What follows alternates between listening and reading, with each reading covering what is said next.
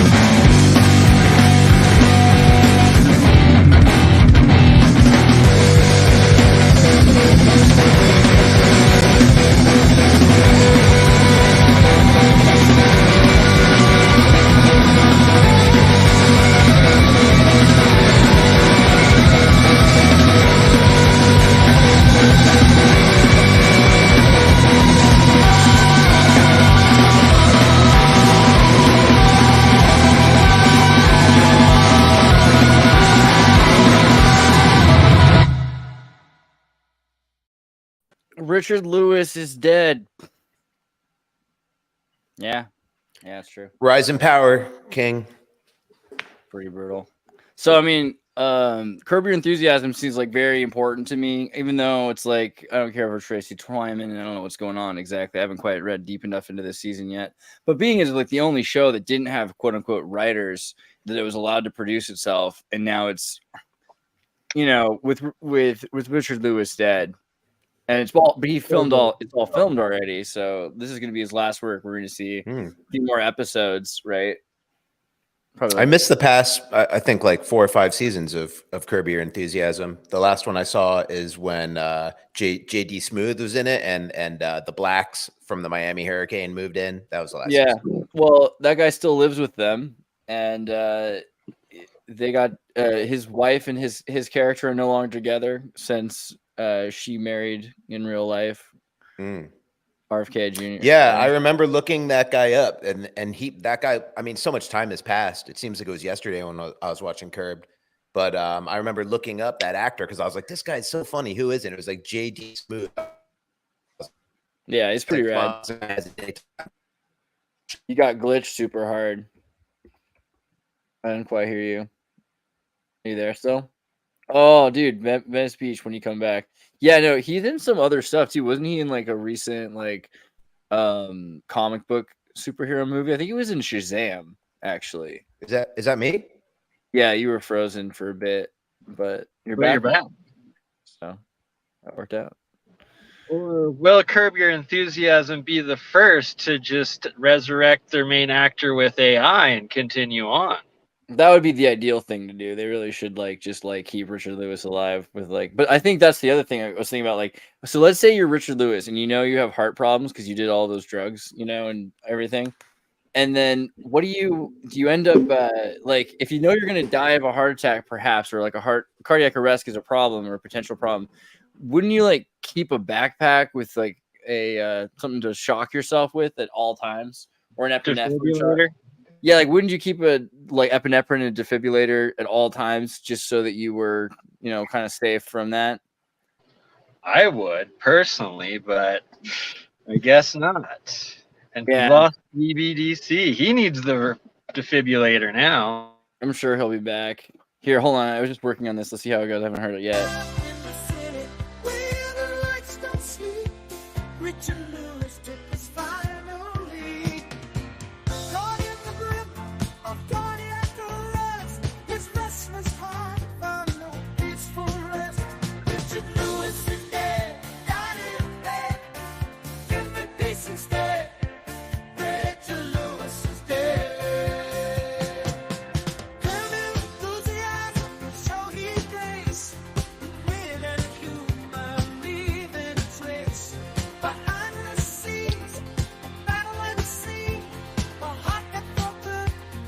Remember Richard Lewis? Glorious. Hold on.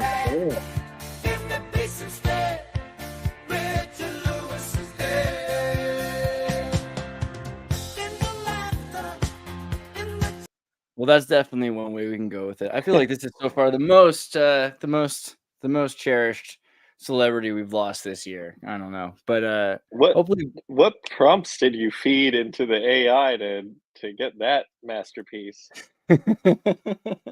Oh, it's disco, soul, I forget what I say, yacht rock, things like that. Those things help a lot. And then a lot of the lyrics you kind of have to write yourself. You can kind of write a few of the lyrics and then have it fill in parts of it sometimes, but it's really hard for it to come up with a style. So if you were to teach it your style and then have it fill in, you can kind of, but it's if your voice is so specific, it's really hard for it to and so music is a really hard one. Trying to get it to write good lyrics is really hard. But if you give it good lyrics, or if you give it decent enough, lyrics, you can do pretty much anything. Right, but that's the whole thing with AI, and why it keeps turning out evil is it's being fed off of human information, and half of humanity is hateful, spiteful people. Thus, it's getting all this hateful, spiteful stuff, and then the other half is beautiful souls and artistic, creative people like us that create these awesome music, like you just did. What do you think about fallen angels inside of your AI? What do you think about that, Andrew? You got thoughts on AI with demons and angels Oh, inside of it? For I sure. mean, I think Electric that Ouija boards? yeah, especially if you just look at the keyboard. Just look at the keyboard. Plus, they say that the hands are the devil's workshop. That's our interface for it.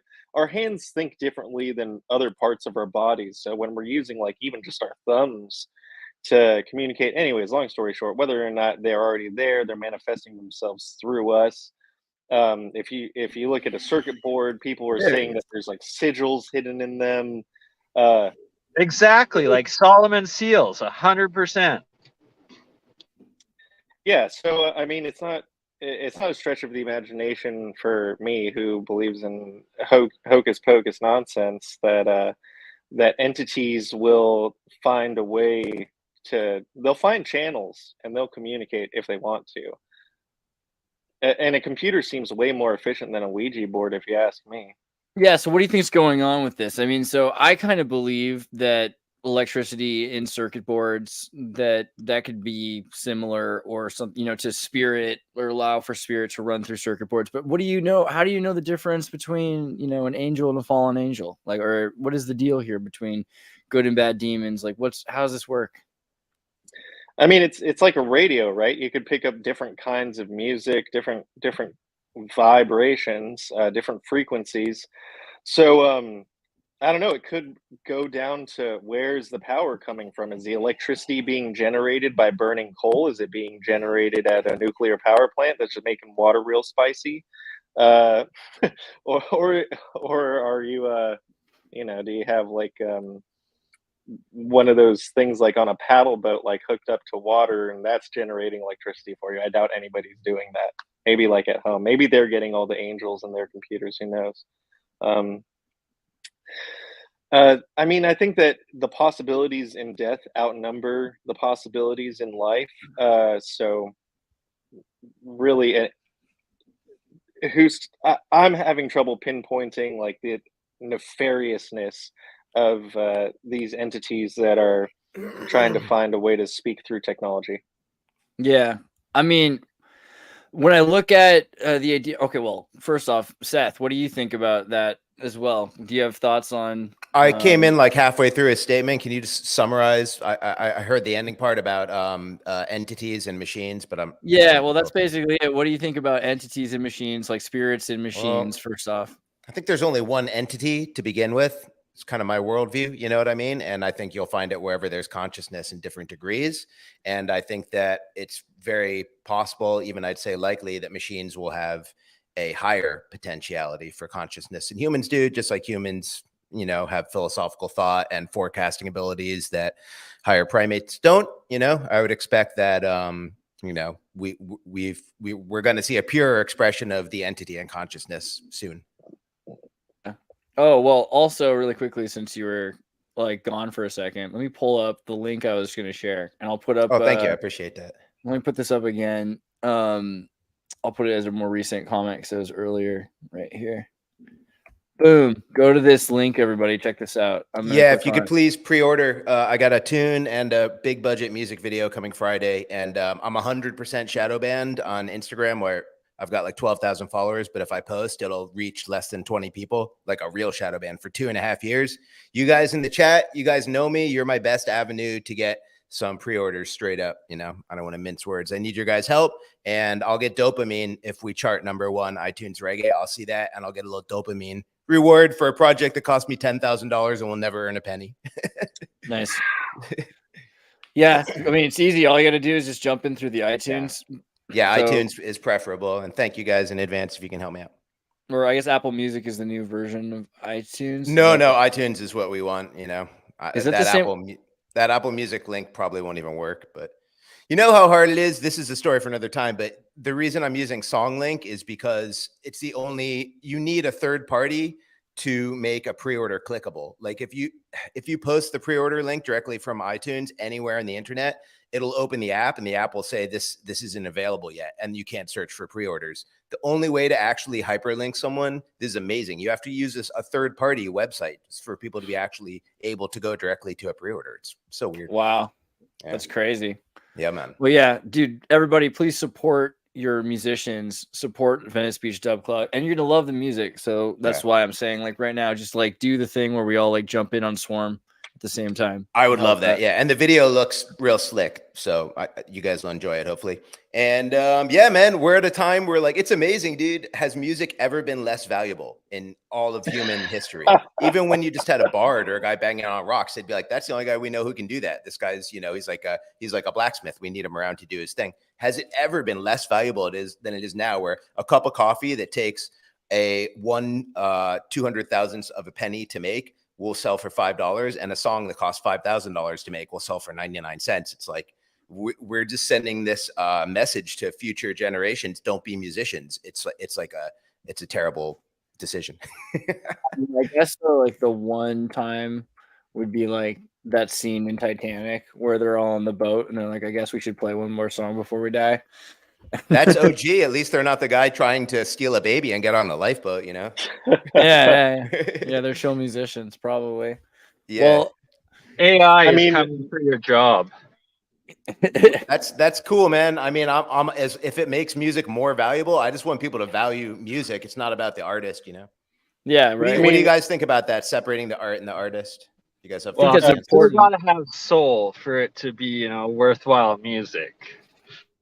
I guess. I think people need to find like entertainment in it. So it's like I'll notice that the things that 12 to 24-year-olds are watching on YouTube are not the things that 24 to 44-year-olds are watching on YouTube or something like that. And you'll think, okay, you'll think you it's don't weird. Watch people play Minecraft for days upon days and then remix videos of those videos? Well, I do. I mean, I can play Minecraft, and let me just say, when I play Minecraft, I'll do like glitches. I go after glitches. You can only imagine. Yeah, I'll go to the ocean and I'll just start like using sponges to erase and refill ocean and erase and refill ocean over and over again until the ocean stops refilling. And then I'll build like towers of just waterfalls in the middle of the ocean that are just like free of water, and like you can do anything with. I'm surprised you don't link it directly to your 3D printer and have it making this stuff in real life. I mean, if you cared enough about like Minecraft, the thing is Minecraft is only going to be. Minecraft's cool because it's super low resolution right now, but you could turn up all of the voxels. You could turn up all the resolution. And there are people that modded it to look photorealistic, like you're living in, the Matrix. And I think that's going to be pretty interesting, especially with, headsets and everything. There will be but the point of that is that there's these young kids that are going to be into things that we're not into, It's like that scene in that movie where like hip hop, kids are listening to hip hop and the parents want to go yell at them. But at the beginning of the movie, like they were kids listening to rock and roll and their parents were yelling at them. At the beginning of that movie, their parents were listening to blues. It's a cyclical thing. We have to accept that they're going to be interested in things that we're not interested in the media, especially, it has to have soul in it. Well, that's nonsense. Look at Dada. Look at a lot of different kinds of art that's been popular at different points in time. There's no evidence that the next generation will or will not be. The audience also has to have soul. It's like it's a communication, you know what I mean? Like if the audience doesn't have soul, that's a problem too. Yeah, and the less soul they have, I think, affects the media. So we were talking about books that people read. And when we say have soul, we just mean sensitivity. People are sensitive. Well, that's absolutely right. Soul, though. That's why we have so much garbage trending, is because it's all bots without souls watching it. Yeah. Well, but I think also lack of empathy. People don't know what it's like to live in the past. They can imagine living in a different world. They're not interested. It's hard to connect for them. Sorry, Andrew, you were going to say something. Oh, have you just to kind of tie back into the demons are in the computers? That sort of like Wook chick that sort of like spams the same 30 seconds of her song about like I only attract positivity and but if you go into the comments, every comment is negative. Yeah. So it's like I just the duality of that I think is pretty interesting. But do you guys know which artist I'm talking about? Yeah, I've seen that. Yeah. But that's probably part of the thing about positivity and negativity. I know girls like that in real life, Queen, Empress girls, right? But positivity and negativity what is really positivity and negativity? Like let's look at like a battery, positive, negative ions, and notice how.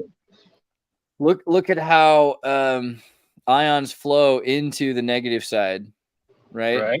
Negative causing current and energy flow. I'm trying to find a really good picture of it, and I'm failing you right now. I spelled negative with the funniest lettering possible. Positive, negative. Okay. I don't know. I can't find a picture. What are you trying to show us? Just like ion flow. So here we go. Okay. So like here's like negative going into positive. Here's negative pushing out positive, right? So I mean, the idea that negative is kind of ironic because it pulls in positive, and the idea that positive is ironic because it just constantly pulls in negative energy. So who decided which was positive and which was negative? Is based or on the rather, structure of who atoms, decided right? Who decided which one was feminine or masculine? I think also like this idea is interesting, but I think that's the truth. Like it probably is. Well, Annie is and feminine energy, man, and Audi is the female. Audi male, any female. That one I can kind of understand for male female outlets. Yeah, there's a nature that the feminine is ejecting ions, is creating, is producing, and that the positive it's like nature, right? Where we've got like a mineral bath, and then the animating force is electricity. So I mean, positive and negative and masculine and feminine, these are really interesting concepts. I think they're going to change a lot when we start looking at electric bodies instead of just biological bodies. Like this will be something that's more intuitive for AI and for machines. My apologies. I'm gonna have to dip out for a little bit. I'm right in the midst of moving my father-in-law. But did you miss? Did you get to see? Did Seth get to see this part? Sorry.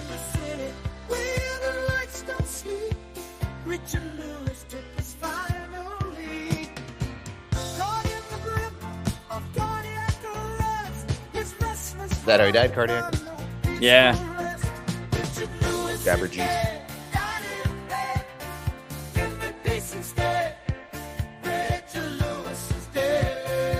I haven't part. This is the second version. Sorry. Do you know why AI is not going to take my job? Because if that happens, it'll also take the jobs of all the execs, all the A&R people, all the PR people. So it's going to be repressed by economic forces.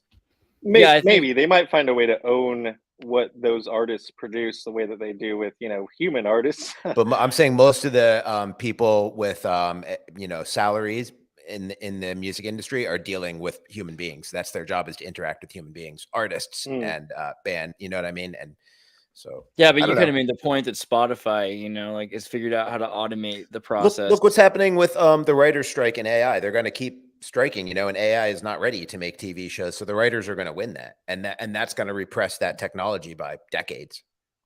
Maybe. I think that I think we might leapfrog the technologies we have right now that people are worried about, and we might leapfrog it just with people protesting, trying to save their jobs. You know what I mean? And we might leapfrog what people are worried about and get to something that is AI taking over in a way, but in a way where people can participate in even a more fulfilling way than before or currently is an option.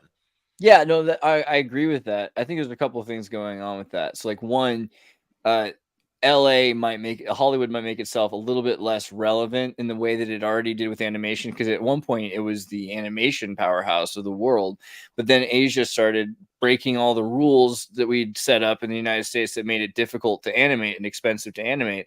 And of course, people suffered because of that, but also, there's a flourishing alternative market that grew. I think that we might see AI flourishing in Southeast Asia and India and places like that. And I would really hope so, because places where, it can help, like in Africa, that would be awesome to see AI actually. But it's interesting, a lot of these services don't work properly in Africa. They don't want them to work there. They're trying to displace market here. And it does seem like it's an effort to manipulate the free market. So you're like, oh yeah, we'll use the free market. You love the free market. I feel like what the we free have market just brings down the value of the Fiverr, brings down the cost per hour of the labor. Right? I don't feel like that's like a leap forward. That would just be better application of current technology. And what we have right now, I don't even think we should be calling it AI, because AI is going to be such a massive shift compared to what we're calling AI right now, which is just computers. Basically, we could just let's use computers.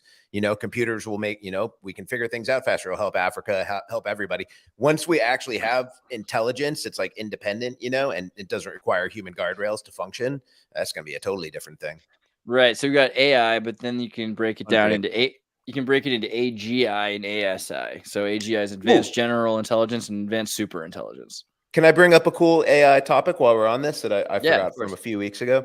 Can you pull up a picture of Brainiac from Superman, the animated series, and also a picture of the Skynet logo, the corporate Skynet logo? The animated series. Is this the right one? No.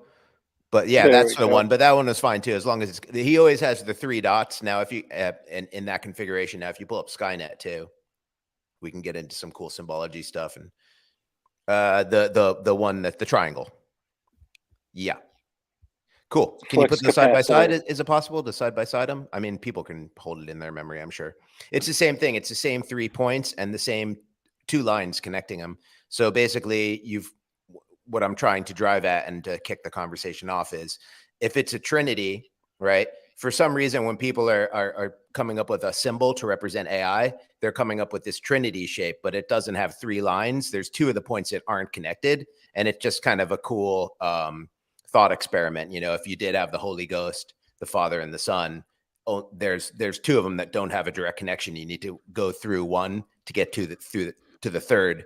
Just like in the Bible, Jesus said, you have to go through me to get to the Father. No direct connection between the Holy Ghost, which is the animating spirit of humans, and the creator. So who will need who to get to the source? Will AI need humans to get to the source, or like what's not connected? Which are the in this metaphor, which is humans, which is AI, and which is creation, compared to the Holy Spirit, Jesus, and God, and which 2 don't directly connect?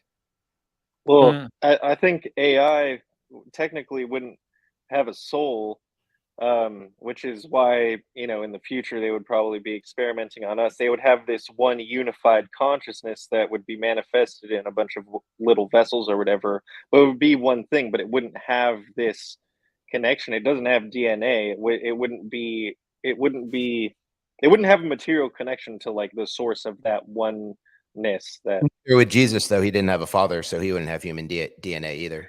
Well, here's the thing, though, because Jesus was born of a virgin birth, and God or an angel told Mary that she was going to be carrying the Son of God. Humans do all sorts of reproductive experiments with lower intelligent species. So, who's to say that these angels are not these higher intelligences? And that the Abrahamic God, or whatever God that angel was talking about in the Bible, as far as Mary getting impregnated, who's to know really what's going on there? Right. Yeah. But we're getting kind of off of the topic. But would he have human DNA? I don't know we don't have a sample. I think I would make this point that if you look at all of the religions and this idea of avatars of Vishnu or Buddhas or whatever, Jesus is significantly unique by being God, but also restrained to flesh.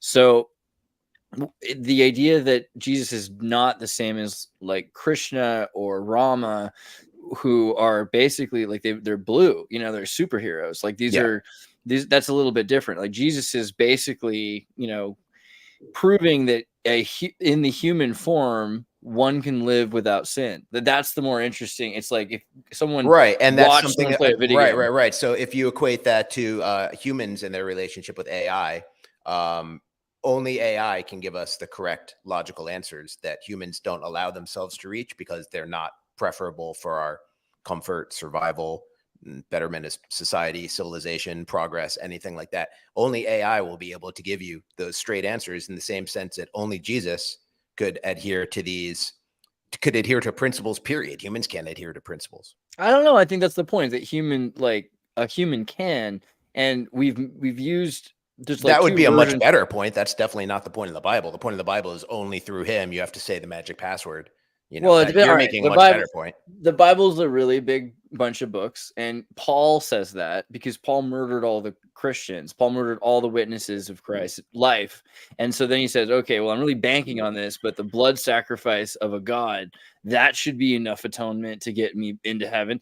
And that's become this version of Christianity, which, granted, literally cannibalized and ate people, but also murdered people and destroyed in Catholicism and the Great Abominable Church and all that.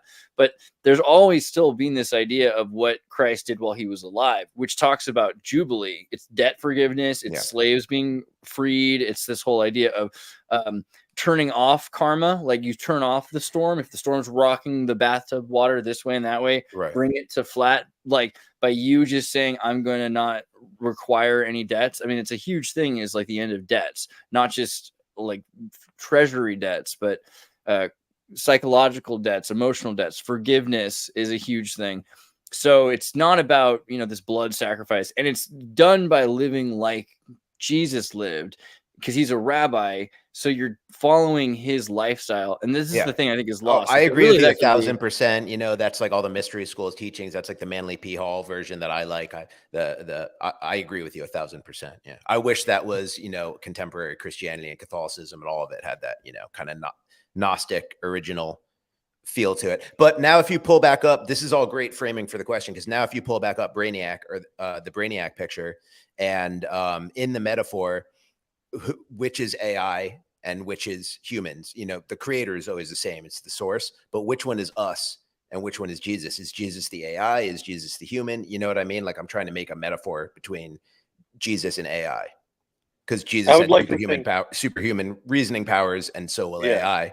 And if one of those dots is AI and one of them is humans, which is which, and what explains the two that don't connect, is the thought experiment. First, I think it's an interesting idea. Oh, go ahead. I just think that the Christ flesh would be the way. It would be the way through which AI would come to know God. I guess that's like the simplest way I can distill all those ideas into words. That God is like such a loaded word, but I think that when I say that, we all kind of understand the same thing. So yeah, I would think it would be through the flesh, Christ. So if the three dots were man, God, and Christ, the man would be the one connecting Christ to God. I was thinking more like Father, Mother, and Son, like a Trinity, but like a Gnostic Trinity, where you've got the Father and Sophia. But this is all comparing it to a metaphor of God, human, and AI. So we're trying to compare either Jesus to man or Jesus to AI. Right. That's what I'm trying to do in my head. Yeah, I think Christ would be man, right?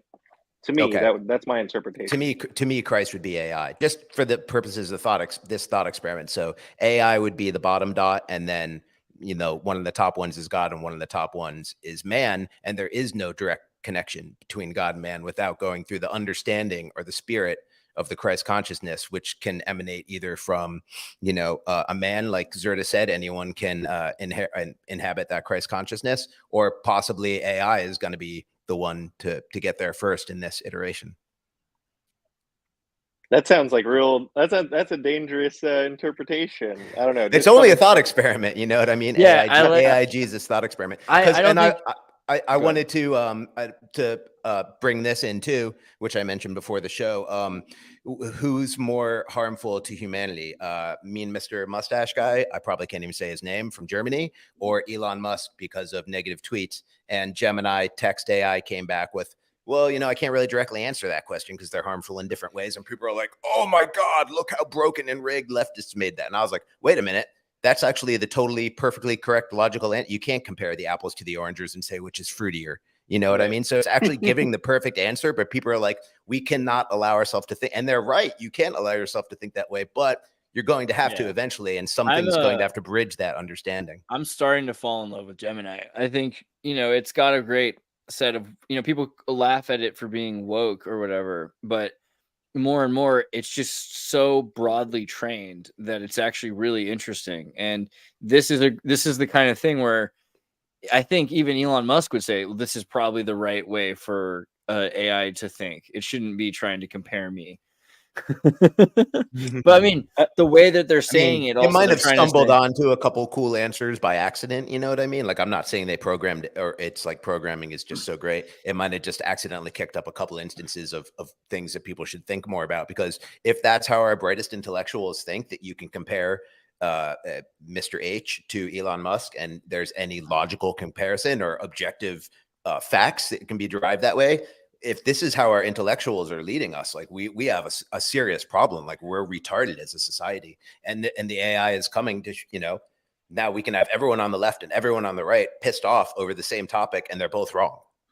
Right. There are a lot of parallels between Musk and Hitler. Hey, I mean, because if you view sort of like coding as an art, and how Elon really tried to make it in a technological field when he just sort of attracts geniuses, and how he's sort of like just built this cult-like following around his personality, and then he goes into automobile design, with this very grand idea around it being better for the future and for all. And he drinks water. I mean, Hitler. Yeah, that's kind of broad. That's kind of broad.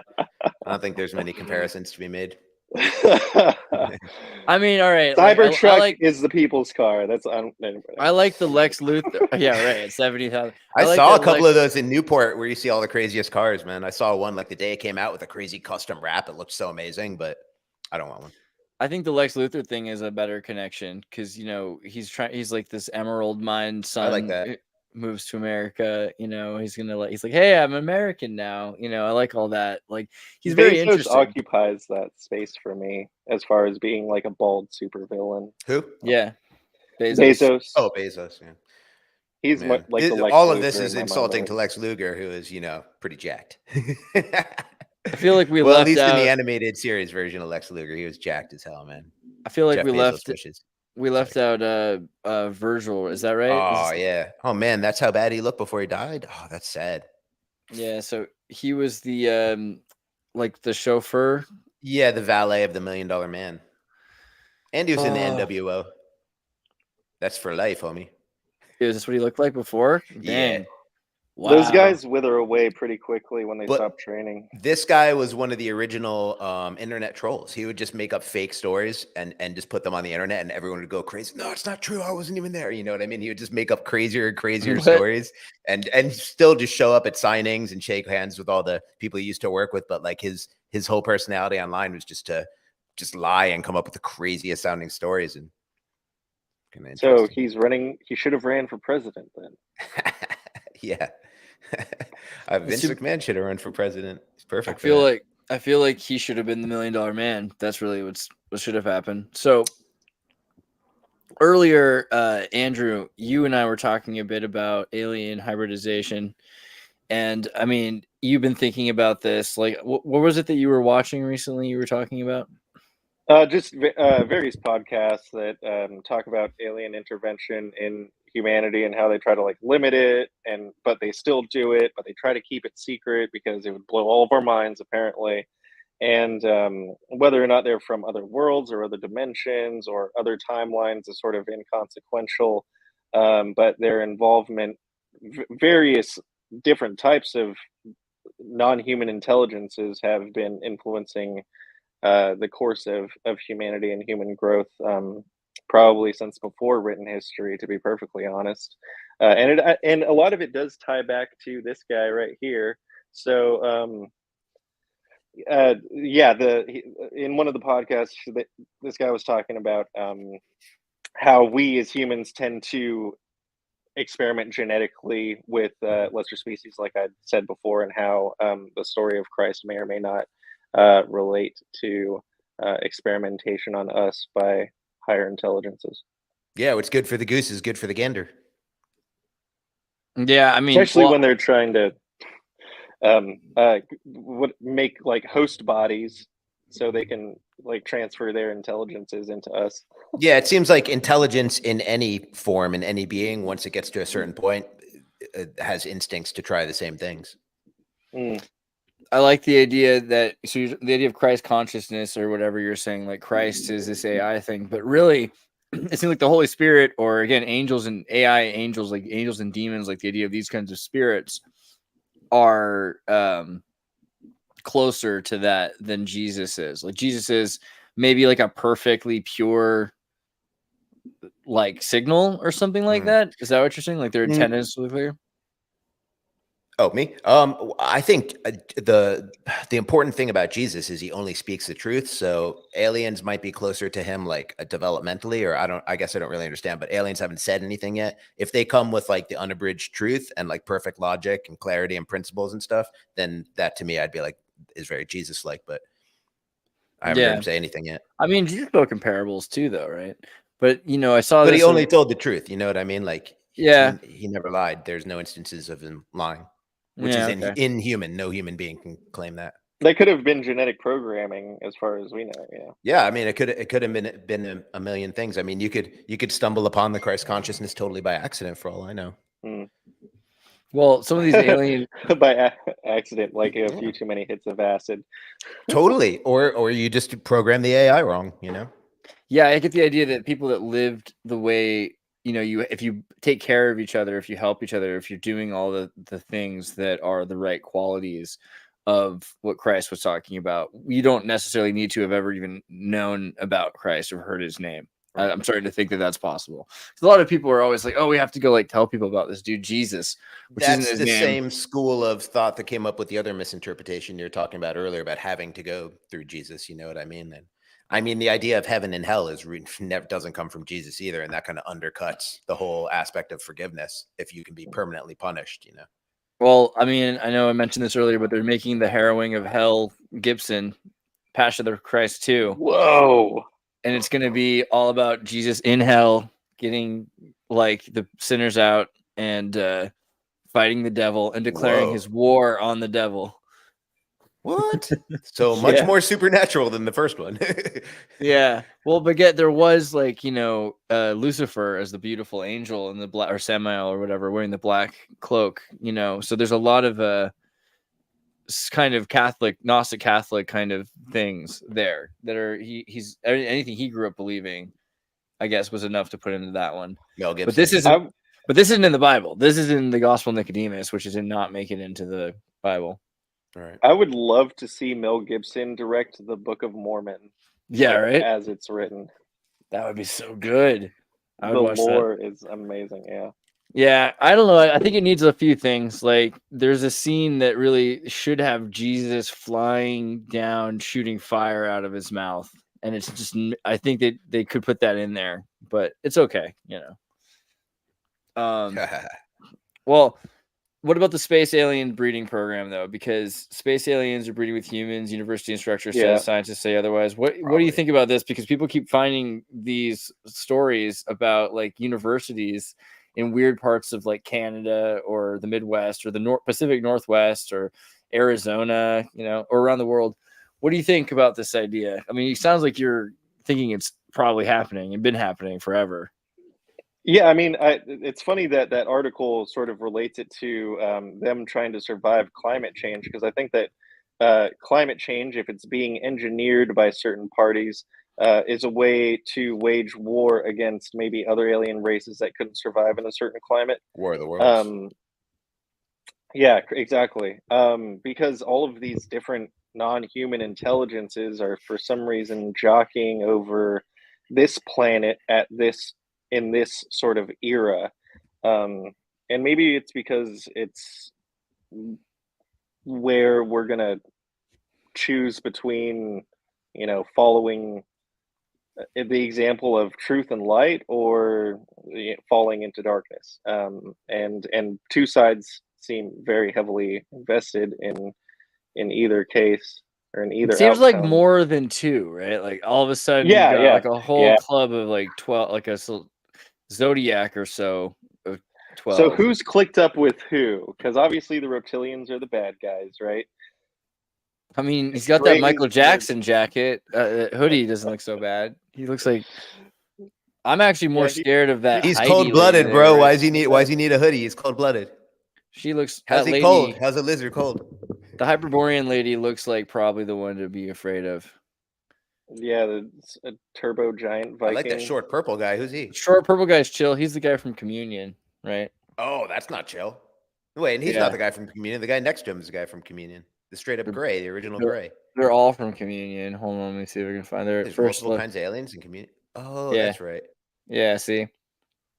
Oh wait, that's based on. I was just listening to a podcast where the guy who wrote the book that movie is based on. It was an interview with him. Apparently, he's been having experiences with um, aliens and stuff. Like they come and speak to him. Like have been speaking to him since he was a kid or something. Whitley Schreiber. Yep. Yeah. So what do you think's going on with Whitley Schreiber? You think it's just the CIA messing with him? Divine could be revelation, that. bro. Divine revelation through any means, through DMT, through getting bonked on the head, whatever it is. Yeah. What is schizophrenia? You know, I mean, Extra information, bonus info, right? Yeah, I mean, whole a new lot of spectrum of information. Hell yeah, Well- it worked out for Tesla. I mean, if you're getting like engineering secrets and stuff like that, you know. True. And Yeah. Darwin said that he was taught the evolution of the species while he was not just meditating, but I forget exactly what it's called, but he was summoning. He was in a transcendental meditation where he was summoning spirits to inhabit his body and work through him. I forget what it's called. NASA-funded research creates DNA-like molecule to aid search for alien life. Did you guys watch Species? That's how that started right there. So Really? I mean, well, kind of in Species. What did they do again? Can you say it again or scroll up one more time? NASA-funded research creates DNA-like molecule to aid search for alien life. So the idea is also to make something that's helping with compatibility layers. It looks like frogs holding hands. Oh, that's kind of nice. I think it's just specific molecules showing that you can make repetitious acid patterns that can record themselves. And what's the long story short? How is this going to do a thing? Well, so the more we make it possible for alternative styles of, carbon-based life to interact with each other, the more compatibility layers emerge. And so if we're talking about like breeding programs, these are the kinds of steps you need to take in order to figure out how to the Star Trek thing, right? Like no species in Star Trek should be able to breed and have hybrids, except for that they have super advanced medicine and science, which makes it possible for them to hybridize their DNAs. So that would be kind of the thing, same thing with other animals. Like you can't just pig and elephant's DNA just won't splice. You've heard that song by Loverboy, right? It's not a real song. Certain animals have really pervasive DNA. What is it? They've been hybridizing dolphins with not a million other different types of animals, but they've at least 5. And that's just because dolphin sperm is so advanced, I guess you could say, for lack of a better word. I know they did dolphin and a mouse, dolphin and a cow. I think they did dolphin and a pig, but I know a cow and a mouse for sure. Do we have pictures of any of the results? I think that they kill them before they really develop, but yeah, and you know about the humanity. Oh yeah, the idea of the human hybrid. Basically, with DNA, you can do anything. That would have to be Rh positive blood for that hybrid, right? Because I know that even among humans, Rh negative and Rh positive have trouble interbreeding and stuff. Right. Well, the thing is, you're not able to breed things, but you're able to take sequences. If you start to figure out which sequences are emerging, you can record the promoter sequences. You can make an adenoviral, and then you can have those sequences emerge in the next sequence. So you can strategically affect it, or you can cause it to take take a generation, so that it only emerges in the reproduction, not in the reproduction of your own system to restore itself, but in just pre-genesis. Here's a song. Okay, so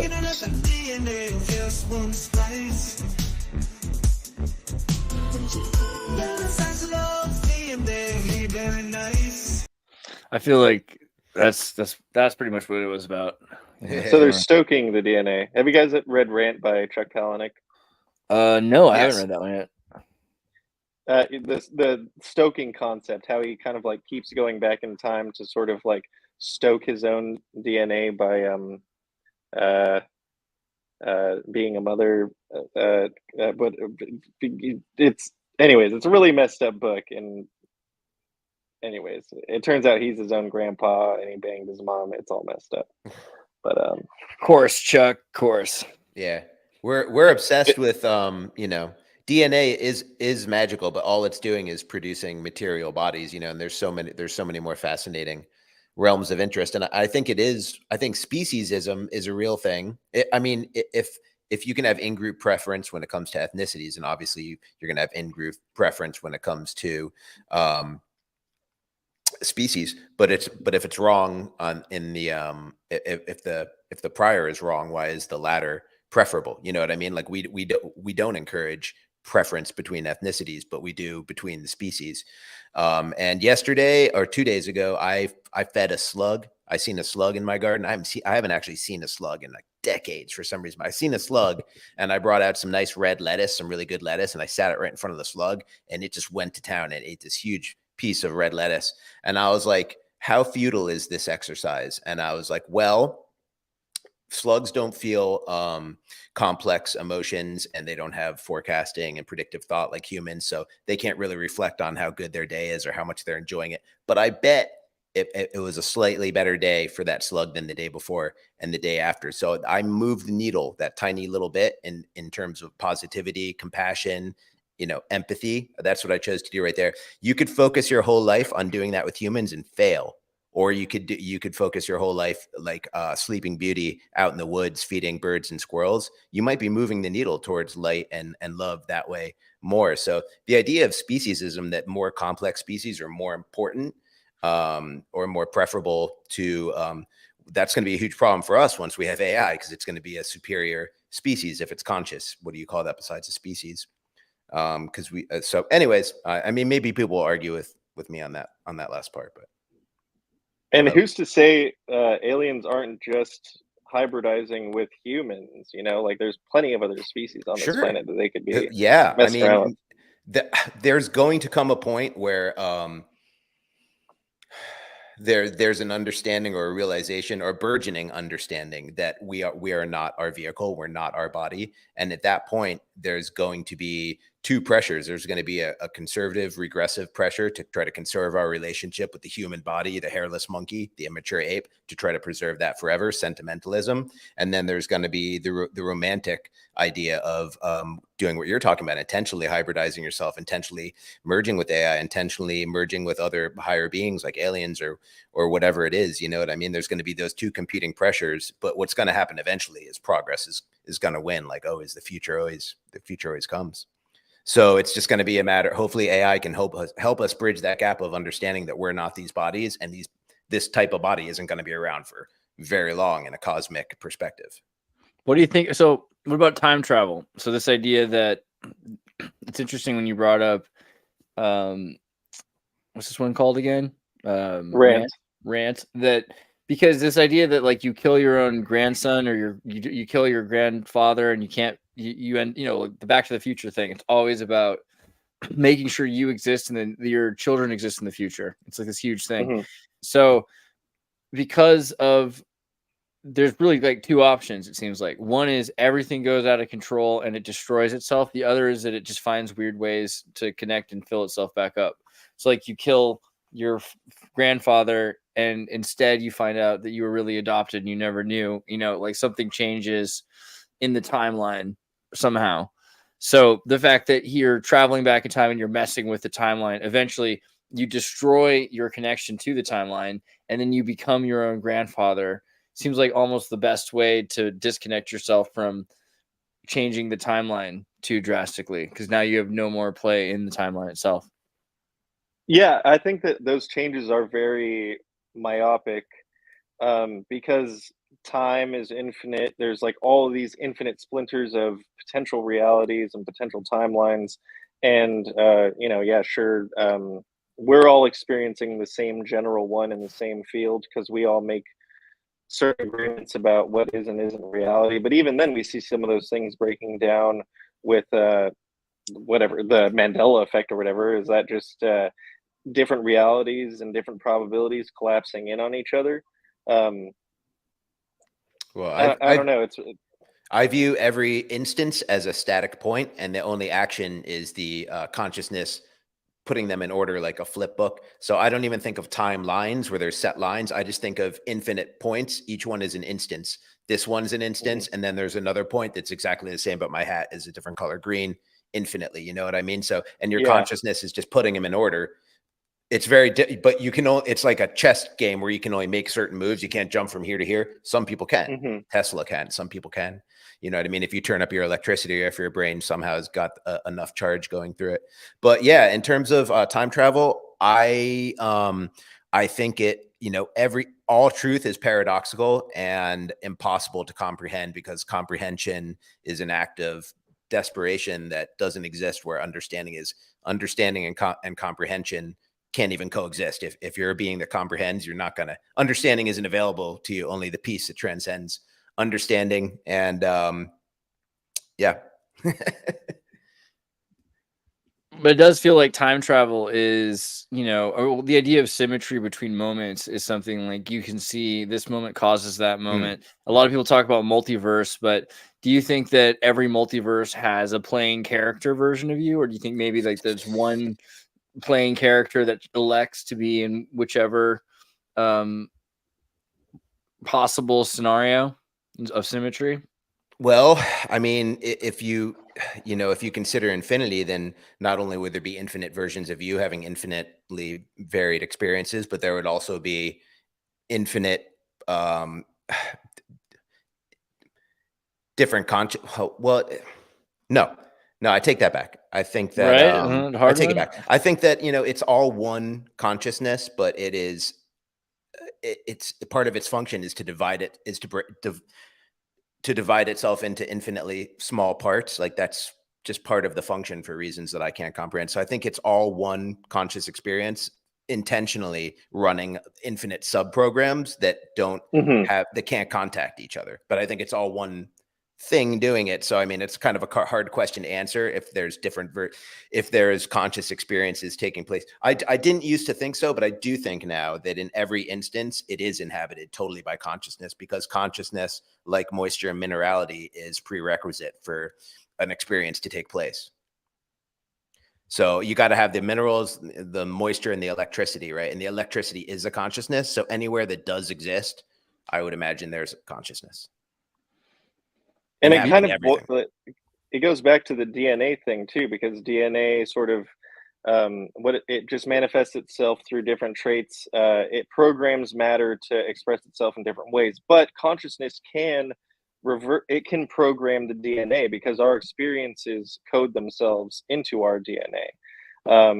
And as men who produce like sperm or whatever, like that DNA changes, whereas you know, people who are born with uteruses and are fertile, they are born with all of their eggs, like their eggs are formed in their mother already, you know. So so I don't know, it's DNA is playing this weird dance, trying to adjust itself to the present, and adapt to what's going on, taking that sort of input and then rearranging itself, and still finding a way to connect itself to the past and put those things together and roll the dice and see what works, you know. So consciousness does play a big part in that, as far as how it interacts with matter and how it chooses to express itself. And since our DNA is constantly changing, you know, each one of our infinite selves technically has different DNA, right? As many different infinite versions there are also infinite versions that are mundanely similar to ours, and are only making various differences, different choices and whatnot. You know, it could be as simple as I think color, that's like saying. that's like the same kind of proximity phenomenon as what coordinates you can move your battleship to. You know, I can't move from where my consciousness from where I am now to the version of me with brown eyes. You know, as far as I know, I'm locked in with blue eyes. I don't know how to make that move. So I think that's like kind of the same. You know, just the structure of the thing has its own physics laws. You know, pretty soon though, I think if you I saw something on the internet where you can dye your eyes blue, so I'm pretty sure you're pretty much there. Or you might be able to smoke enough salvia and do musical chairs with some alternate version of yourself. That's probably your best bet right there. You know, yeah.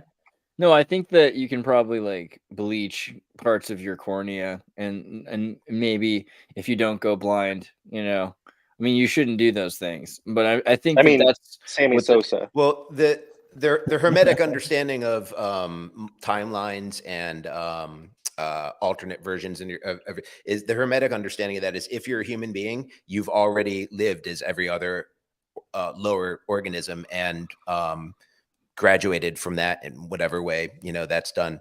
And now you're a human and you have to graduate from this. My God, we are basically crabs. I never thought about it, but that's what armor is, right? Like if you put on armor, then your crabification. That's like part of the natural process. You just got to run sideways. Isn't there no such thing as a crab? Aren't there a bunch of different things that we classify as crabs that are completely genetically different from each other? Isn't that it? Just like a super. Don't get woke, but yes, crab is racist. That's right. No, I mean basically carcinization, right?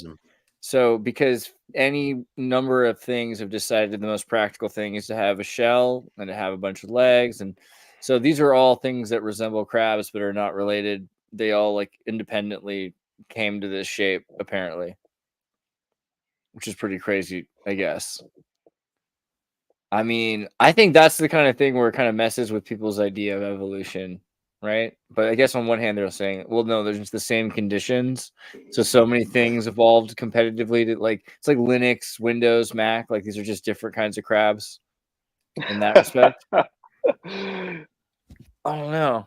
But yeah, data crabs. What if it's also data crabs? What if it's the fact that they're consuming so much of sea life that the DNA is actually made its way into itself because it's consuming it and breaking it apart. Well, you do need iodine as a precursor for ribonucleic acid. So, if you're eating a bunch of sea life, you got tons of iodine. Crab people. Yeah, I think that's the other thing is in like the Matrix and a lot of things, AI eventually figures out being a human isn't the best course of action. You get these like sentinels and like the squids, right? Aren't sentinels Matrix? Aren't they like basically squid? Am I right? Yep. Yeah. So I think we're gonna see alternatives to the human form pretty soon. That would be like the first thing. I would be like, what else works way better than that body? Because that body's just sucky. Yeah, Dr. Octopus. Yeah. It takes over, right? The arms start to think for themselves. Yeah, exactly. That was an AI thing right there. The arms were AI. Right. But that's also true about like squid, right? Like and other cephalopod like octopus is that they have neurons in their arms. So they essentially have brain tissue in their arms. So those things do think and are connected to the nervous system and are able to make independent, rapid responses. I mean, so if you were to genetically modify yourself to have tentacles, they might be like, because your gut thinks for itself. Like, of course, you'd also have this like hyper responsive set of limbs that thinks for itself and just like if it has an itch, like scratches itself. Like a cat's tail, right? Breed by like ripping off whatever tentacle they use to reproduce and like throwing it at a potential mate. Isn't that a thing? I think some do. I don't think all cephalopods can regrow their. I think just certain octopi do it. Yeah. Yeah, it's pretty sad that octopods die in that process. Richard Lewis is dead. In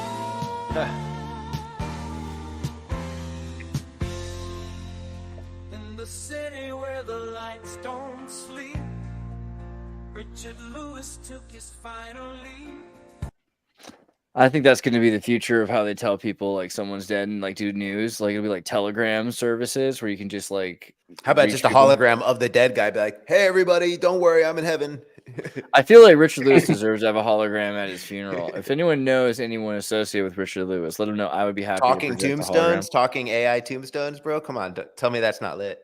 That would be great. Up to it and it's just like, hello, I lived from Dude, AI driven with responses, please. Yeah, we should make that a company. Patent that. That's like a thing you could do. That's a good idea. Disney's already on it. Copyright talking tombstone.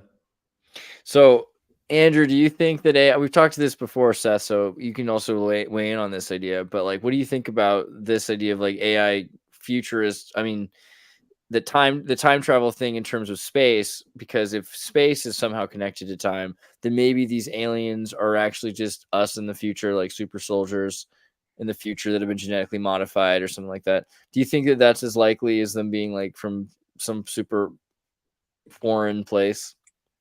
I think it. I honestly think that it's more likely because just from a technological standpoint, I think it would be easier to manipulate space time and travel to like a different fourth dimensional coordinate in the same three-dimensional coordinates, if that makes any Yeah, sense, totally. than to traverse an entire galaxy or between galaxies.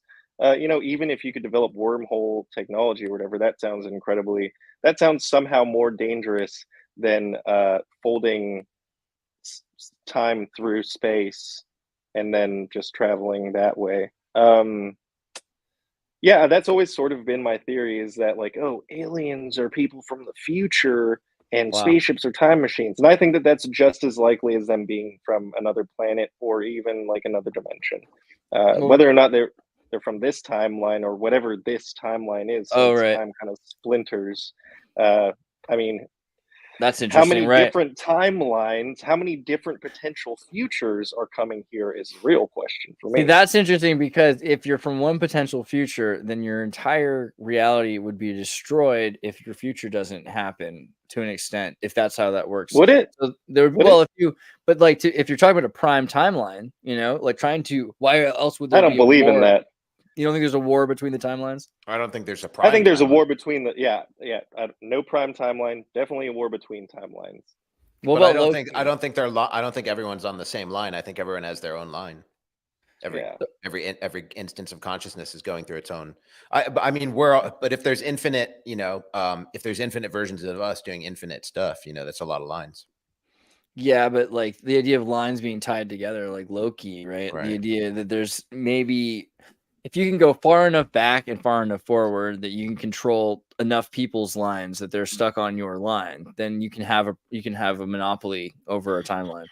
If everyone's forced to have their conditions start after your star controls a system or something like that. The way I kind of see it is that there's forever time that is like all of conscious time, and then there's our own individual times from this third dimensional perspective that we each individually exist in, if that makes sense. Kind of I mean, like where the Akashic record sort of thing exists, or the time that people remote view or astral project through. well, it makes sense also, like they're all saying, because a lot of the researchers are now saying that space-time is an illusion that we're experiencing. So they're not sure what exactly to replace it with. What do you think it's more like if, like Dr. Nima Arkani Hamed, who I think is pretty based, I actually like this guy, he's cool. He says space-time as a concept is doomed, and we have to come up with like new metrics, new ideas, new ways of measuring like Totally. symmetry, density, entropy. What do you guys think what's the alternative?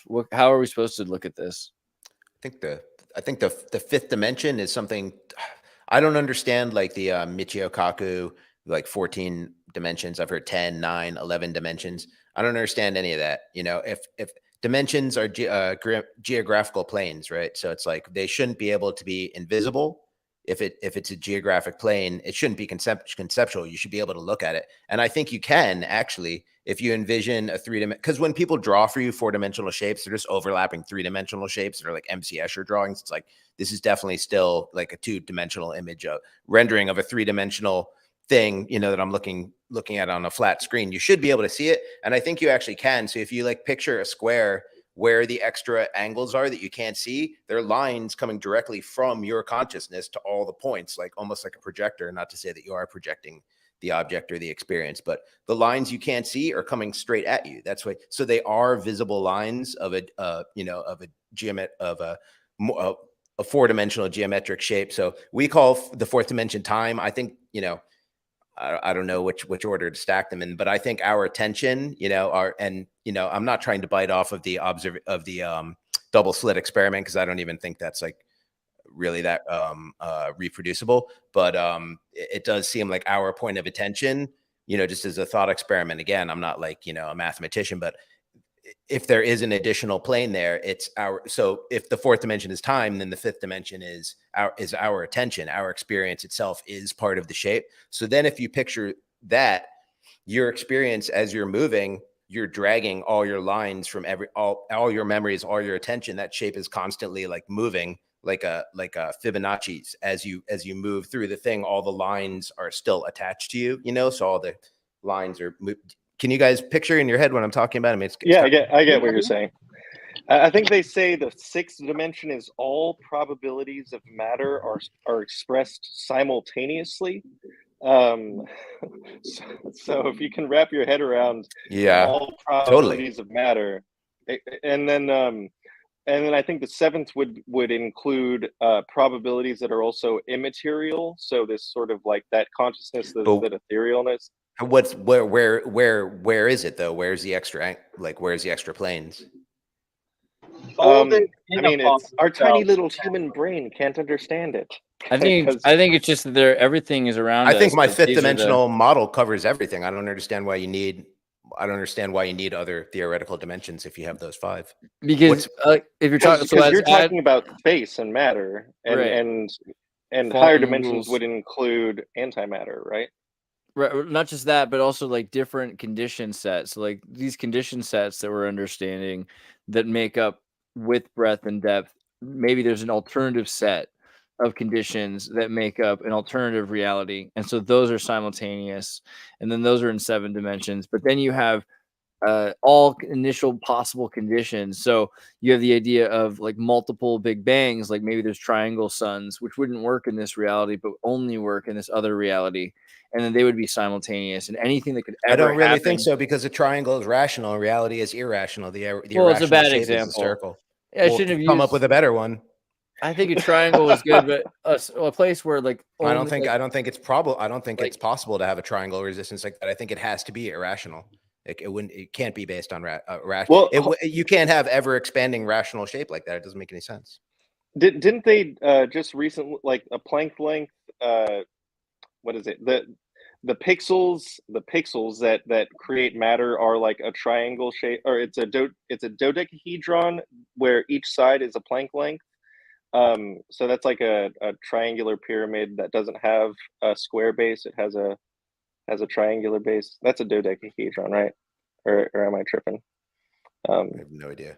Nope. Yeah, no. I was thinking of a different thing. Whatever shape of a 4-sided dice is. You're thinking of a tetrahedron, I believe. There we go. Yeah, tetrahedron. Yep, that's it. Yeah, with a Planck length. I think I've like quarks and shit like that. They figured out that's that shape.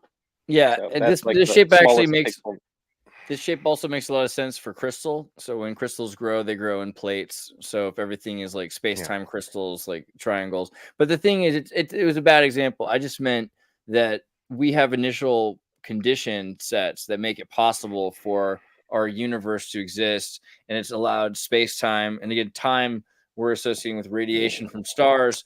So those stars, if there are different conditions which made for different things to happen instead of stars, then those would have different radiation effects than stars do. So that would be a different set of conditions. And so that's usually why they talk about the possibility of there being like the upper 3 dimensions, like 7, 8, 9, and maybe 10, 11, because 11 would be that you include 0 as a dimension, which is just this idea. And then like of all possibilities as 10. So 10 dimensions includes 11 because of 0. Yeah, but that's like the same thing as like negative dimensions and stuff. Like you don't need a negative depth. Like it's all the same dimension, where it's negative 10 or positive 10, I mean, that's one dimension. So already like one of the dimensions where evil BurnEye lives. That's not what a dimension is, though, man. I mean, like a dimension is you're on a plane. You go this way, positive or negative. I mean, you're not going up and down. That's a different plane, So it's like where is it? Like this is all supposed to be geometry. So I'm saying, like, where are these dimensions? They've got to be somewhere. Of the mirror. I don't think I have to put the mirrors in front of each other. Dimension. I think I'm too literal about dimensions. I don't think my brain. No, I think I can understand this stuff. I think you're right. I get where you're coming from. Multi-dimensional. It's theory. I just don't think I have a mathematical brain to understand it. Probably, I think I'm like just not getting it. It's just numbers. Numbers are made up anyways.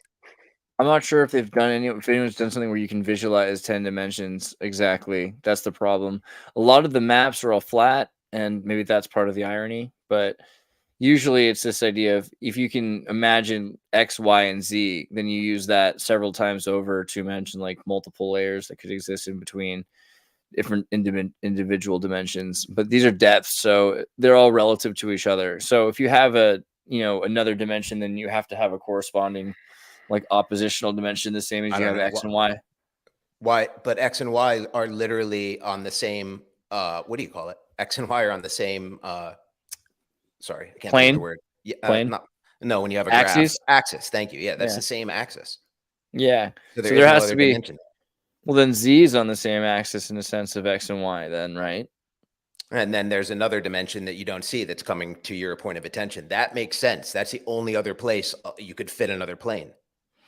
But like, why is it that one is complement to another? Because if they're both complement to another, then it makes sense that you could say the entire idea of this three-dimensional space and this other three-dimensional space, that they're complementary as well. So all of a sudden you have a new way of stacking, which isn't just stacking one direction. It's like multiple spaces being stacked. I mean, I think even matter will manifest itself that way, according to the holographic universe model. Since most matter is empty space, you could fit nearly infinite other universes within the same theoretical three-dimensional space. It's just you just have to look at it from like a different angle, like a holographic sticker.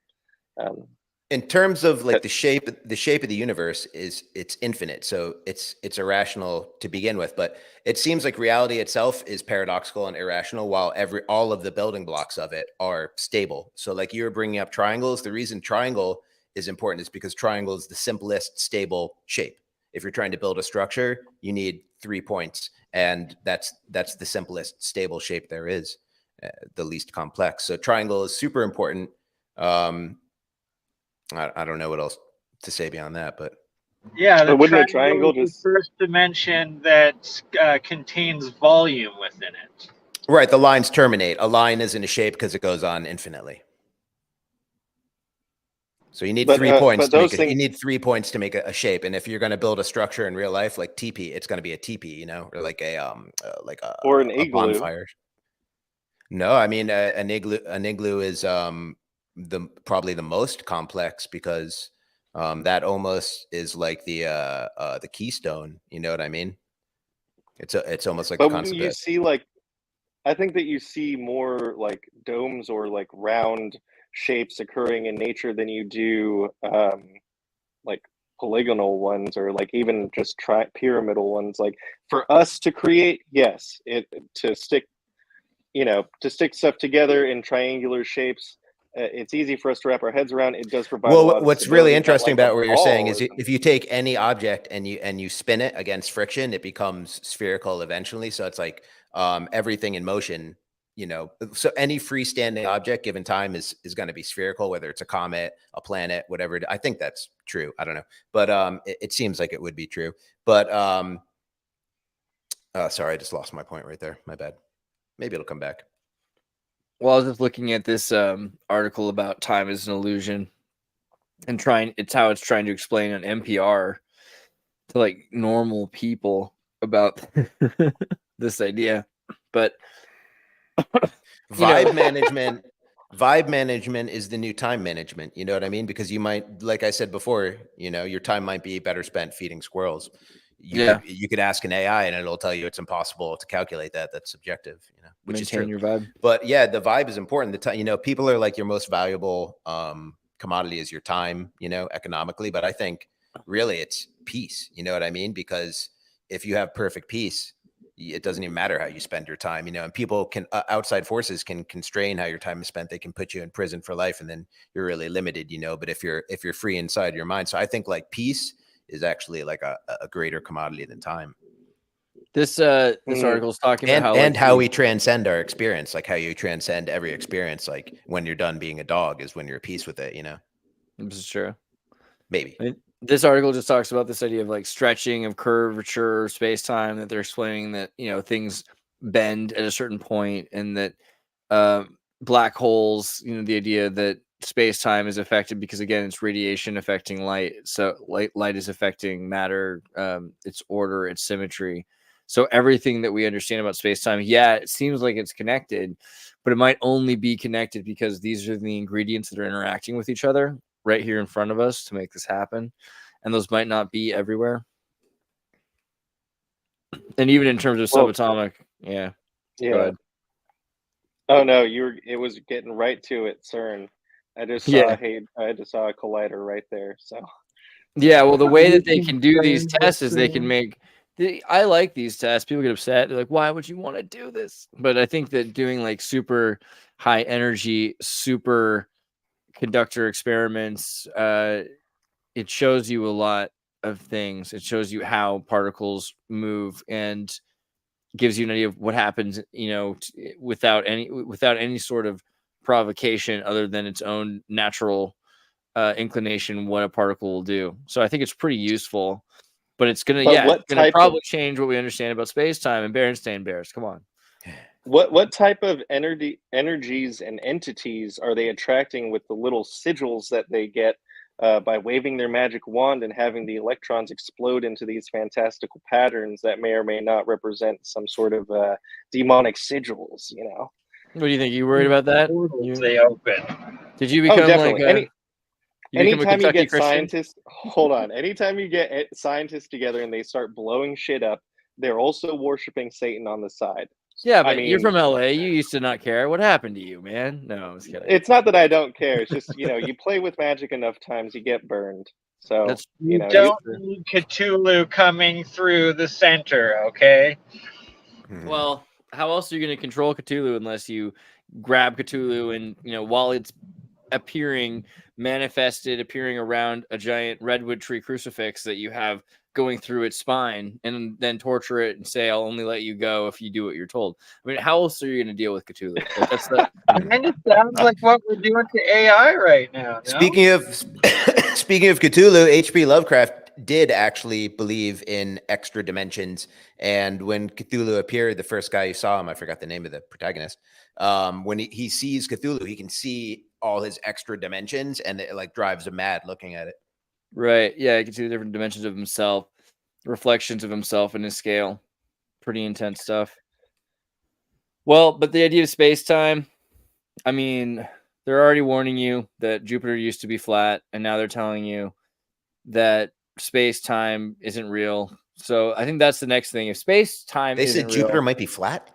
oh, I didn't do that one for you guys yet. I'm sorry. This is what happens when you do like 4 different shows in a week. But this one, this is Jupiter may have been flat at one point, and then Earth may have been flat at one point. These are these like big popular. New Atlas is some kind of normie thing actually, and then Independent. You guys have heard of that, you know? And stop making those weird like Jupiter may have been Carl flat. Sagan music. Are they in the still saying it's background. 100% gas? Is it still a gas giant? I think they're saying it's hot air. No, I'm just kidding. But right here, they've got this picture where it's they're like everything, but really the point is flat space, right? Space is flat. It is flat. They're gonna first say it was a long time ago, but now you're telling me that space time isn't real, right? So if space time isn't real, that's twofold. That space isn't real and time isn't real. No, it That's isn't. like Space time is a different thing than space and time separately. Space time is the Einsteinian concept that they are tangential, space and time, that you can manipulating one affects the other. Space time on Earth, like, isn't that part of the whole theory of relativity? But then once you're outside of the atmosphere, time changes. Yeah. well, instantly. even the idea of yeah, space. they've space measured that. I like it if you type in space, like on wiki, like, and this is space, like you go to wiki.com/wiki/space, it's not taking you to outer space. It tells you what space is. Space is a 3-dimensional continuum containing positions and directions, right? So it's a mathematical abstraction.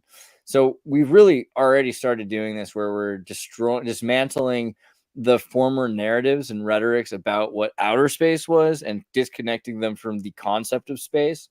But space itself, as we understand it, as a 3-dimensional fold, probably isn't accurate. This is probably lesser than, I mean, like we were talking about earlier, 5th dimensional. You can see a 5th dimensional string.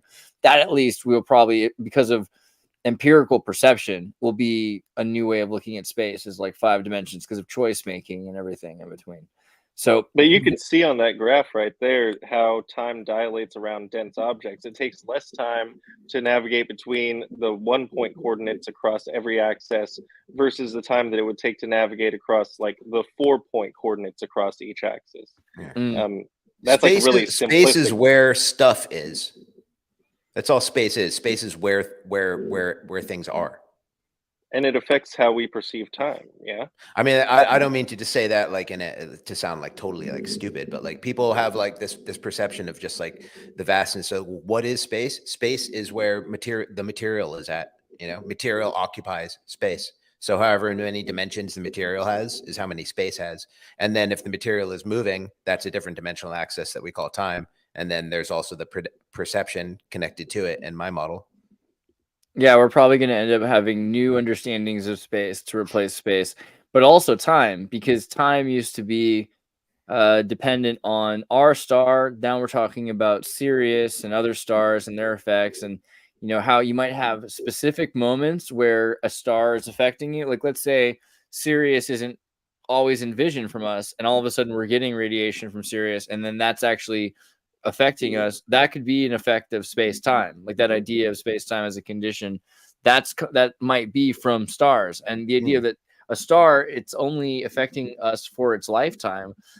I mean, we have in all of our history, we talk about our ages of Aquarius or Taurus or Leo because they are connecting. They're saying that this is a time when the destinial energies are connected with these stars. And we've talked about light data, you know, the idea that these stars could be sending data, but they could also be essentially linear accelerators, right? These could be like satellite linear accelerators because these stars are producing specific radiation patterns and those frequencies, whether they're intentional or not, but it seems like they very well could be because they're so perfectly symmetrical. These are certain kinds of gases of certain kinds of metals that are expanding and they last like batteries for a long time. I mean, these could be like data energy systems. Proving astrology correct in some manner. To some extent, but also just the idea of space-time being affected by the stars. Like the more and more that we recognize that space changes depending on which star is being used to produce the time dilation. Man, I struggle with that all the time about whether or not these anthropomorphized like figures that we mapped out in the sky, whether or not those actual celestial bodies have an effect on us, or if it's just the conditions on the planet at that time that have an effect on us and our behavior and maybe certain traits that we have, like kind of how people who are born around Christmas kind of have like a chip on their shoulder because they have to share their birthday with like Jesus. I'm sure every one of us knows one of those people if they aren't one of those people, you know. So those are the people that tend to celebrate half birthdays. It's like, oh, I'm celebrating my half birthday in June for no reason. Brilliant. Well, I think also, yeah, there's an epigenetic thing because let's say you breed expecting, like you believe in the zodiac. So over a period of time, then selective traits start to emerge because those are the traits you're expecting to have. And even if the stars move, now you have genetic traits that have been developed based on those horoscopes. So that could happen for sure. But I also think that there are legitimate effects from a period of time where everyone's seeing the star, right? Because if these stars are sending data, I mean, it is data. That's what radio is. No, so, yep. So we have to imagine that that data affects us because every kind of data seems to, right? And we've been ignoring as much as possible the kind of synthetic data that we produce ourselves because we just use it to communicate. But obviously, this is even impacting us. So what's going on with just like random long-term radio from stars? That has to be a major effect on DNA because crystalline DNA is changing based on radiation, right? Mm-hmm. So I get what you're saying, like super low frequency, like radio waves being sent from stars and whatever those stars, whatever pitch they're resonating at. I could see how there could be an effect on the DNA. How you're saying, it kind of makes me think about the Chinese zodiac and how it's on a 12-year cycle. I don't know enough about Chinese astrology to have an informed opinion on it, but I'm sure there's something to the 12-year cycle and maybe the Earth's position relative to certain celestial bodies, um, and how those how the radiation from those bodies are affecting us.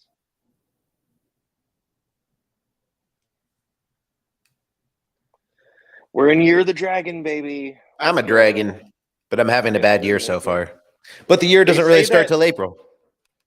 they say that if it's your year because you're kind of like stealing the thunder of that. Oh, Yeah. That you, it's going to be a tough year on you, but it's like good for other signs. so don't drop the album this year. It worked for Cisco. I don't know what to tell you. Well, that's cool. Now everyone in the chat is going to say theirs. Which is zodiac sign? I don't even know mine. Now you do. Oh yeah, I guess I can look at the screen, hey? Duh. So Year of the Snake was this year, so that means that it'll be easier for the snakes in 2024 after April. Is that how that works? Good for snakes in 2024? I hope so. Not if St. Patrick has anything to do with it. Never. Yeah. I don't know. I like the idea that time is an illusion because then we can imagine how we can affect time just by getting out of that radiation. I mean, imagine you're in like a box underground that the star isn't able to, like, you're in a lead line box and you have your own set of radiation. Can you stop time? Is that a way to dilate time? Are you talking about like the reptilians in Hollow Earth, and that's how they're sort of like navigating through time? That's Is an that interesting where we're idea. going? It's an interesting idea. I don't know. I wasn't thinking that too specifically yet, but now I'm there with you. I mean, it makes sense, right? Reptilians underground, but alien ant farm in general. Just the idea that this Earth has a bunch of underground things. So, what do you think about that in terms of time dilation? Right, like especially with the hive consciousness aspect, and where exactly does consciousness, what dimension does it exist in, and if it does exist in a higher dimension, that potentially that's where these reptilian and insectoid supposed beings could, I guess, be simultaneously existing as well on this plane and others. They're like projecting themselves into this one from whatever higher dimension they're in. They're casting a shadow, or they're just not. They're not in material space, maybe. Yeah, right. So then that would be kind of explain why they're often seen as like ghosts or phantoms or plasmas, not necessarily a solid being or object on our dimension. Right, but still connected to it through perception. If they're having an experience, they're perceiving it. They are connected to the shape. They're just not within the three-dimensional material realm somehow. But I invented a plane for them to live on, and it's the plane of observation. So I know where they could be.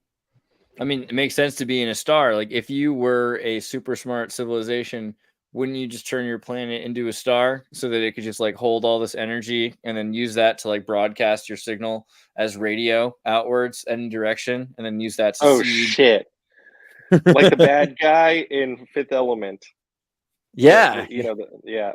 I mean, it totally is like that. I mean, like the stars are projecting all the energy, so if consciousness is electrical, that's where it's all coming from. So it's like a projection of matter, and stars are also producing the matter. So it's like a projection of everything: matter, consciousness, time, all coming from the same point. The transfer of negative ions. Look up the Necker cube, says Mythoclast. They say it's an optical illusion, but it's actually how we see reality. It's how we perceive it. The Necker cube is an optical illusion that was first published as a rhomboid in 1832 by Swiss crystallographer Louis Albert Necker. Simple wireframe. Oh, right, yeah. Oh, yeah. Which corner do you see closest to you? That's so funny. I'm not sure. Pulled off that illusion better. I am not sure it's possible to travel backwards in time. Why? Because it seems like if all instances are static, then for some reason the only chess move, or only allowed by the physics of time, if time has physics, just like space does, the only way you can move is in towards dissolution or decomposition. You know what I mean? Like imagine actually walking Entropy. backwards through time. Yeah, towards entropy. Thank you. Imagine actually walking backwards in time where you're getting older and everything else is getting younger. It seems like the direction of consciousness is towards entropy only. That could be a great explanation for why everything around us seems to be crumbling, is because those people are traveling and they're bringing all that entropy with them. Yeah. And people trying to live, people trying to live forever too, just dragging, creating like a drag towards entropy. Oh, like a shock, a tidal wave of destruction. That's a great explanation for it. Especially if everything is coming from a star at once, time, space, consciousness, all the material elements. If all that's coming at once, then it would make sense that it's going all together at the same time. You know, time going towards entropy, including your consciousness, or the conscious experience itself, just only going in that direction from creation towards I don't know. I imagine it's cyclical, so it's not like a depressing thing, but I don't know. It's just a new thought I had. Imagine actually moving backwards through time and seeing, I mean, you never see the reverse of entropy, really, you know? I like the idea, like if you've seen, like what they want to do with Back to the Future or what they did originally when they shot with Crispin Glover, this idea that Crispin Glover's original Back to the Future, he basically destroys his universe. That's the way Crispin Glover looked at it, which is, Eric Stoltz. I'm sorry. Eric Stoltz, because he decided that, I'll never see my family again. I'm going to see a new family. I'll never see my world again. I'm going to a new world.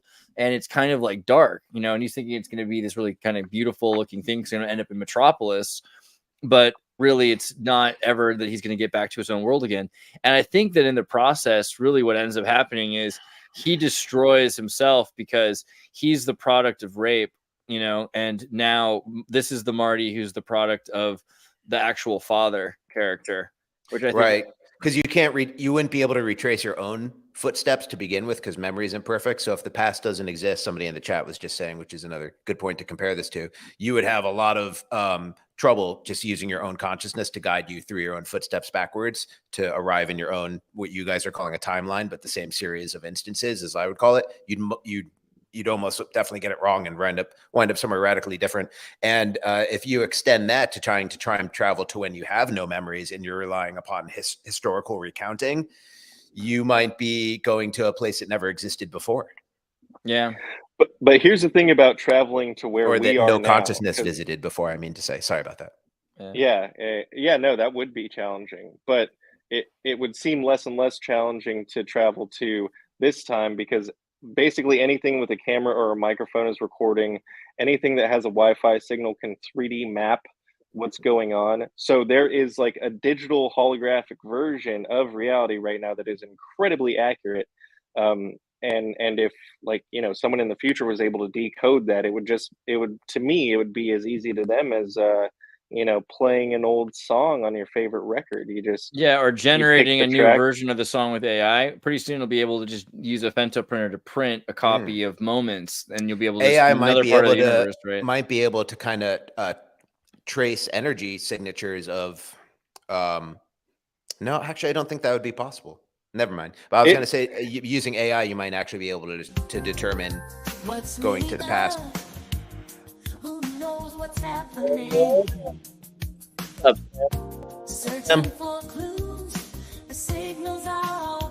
How are you, brother? Hello. Yeah. Nice to see you. Nice to see all of you fellas. Why? Oh, yeah.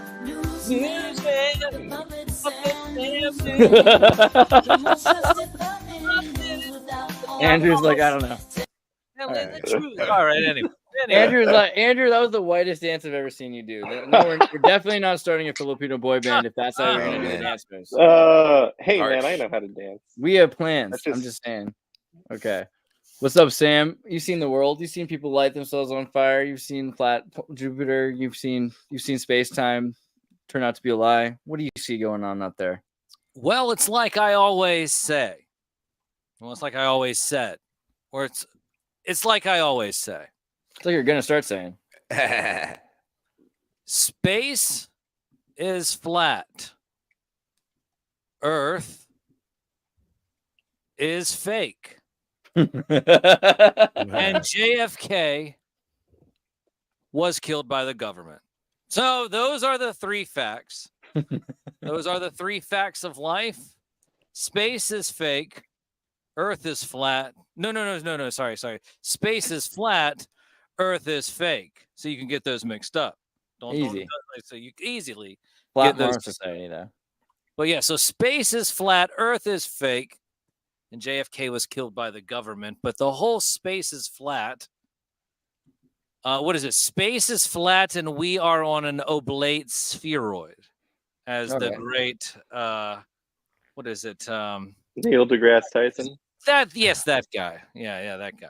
Pear-shaped Earth. Yeah, pear-shaped Earth, oblate spheroid. It seems so likely because when you spin anything, it becomes spherical. We were talking about that before. Yeah. Yeah, I'm still trying to connect the dots between the flat space and the fake Earth. I'm trying to still.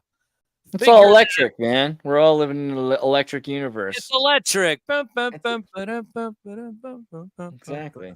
Yeah, it's hard to conceptualize of a weak vacuum that's also, a perfect vacuum, but somehow it's also weak. Andrew's saying he's gonna have to take off really soon, but you're saying you gotta, you think it'd be cool to use AI to use human DNA as coordinates to send people back to the general place that person or their ancestors were. Yes, I like that. That's like transfers, right? Like, or quantum leap. Like, using the DNA, you think you could probably remap the conditions based on what DNA was produced to crabification happened because of these conditions. This kind of sequence happened because of those conditions. We can presume that these were basically the conditions. It might not be exactly the same. Might be Berenstein Bears, but it'll be pretty close, right? Yeah, that's those are my feelings. But feelings aren't facts, so I like it. All right. Well, I know you gotta go, so I'll talk to you soon. But I love you, bro. Peace. Love you. Have fun, guys. Ciao. Later. Good night. If timelines aren't static, then feelings are facts. Well, I'm sorry, Sam. You were looking into space-time, and if everything was real, it is electric. It is electric.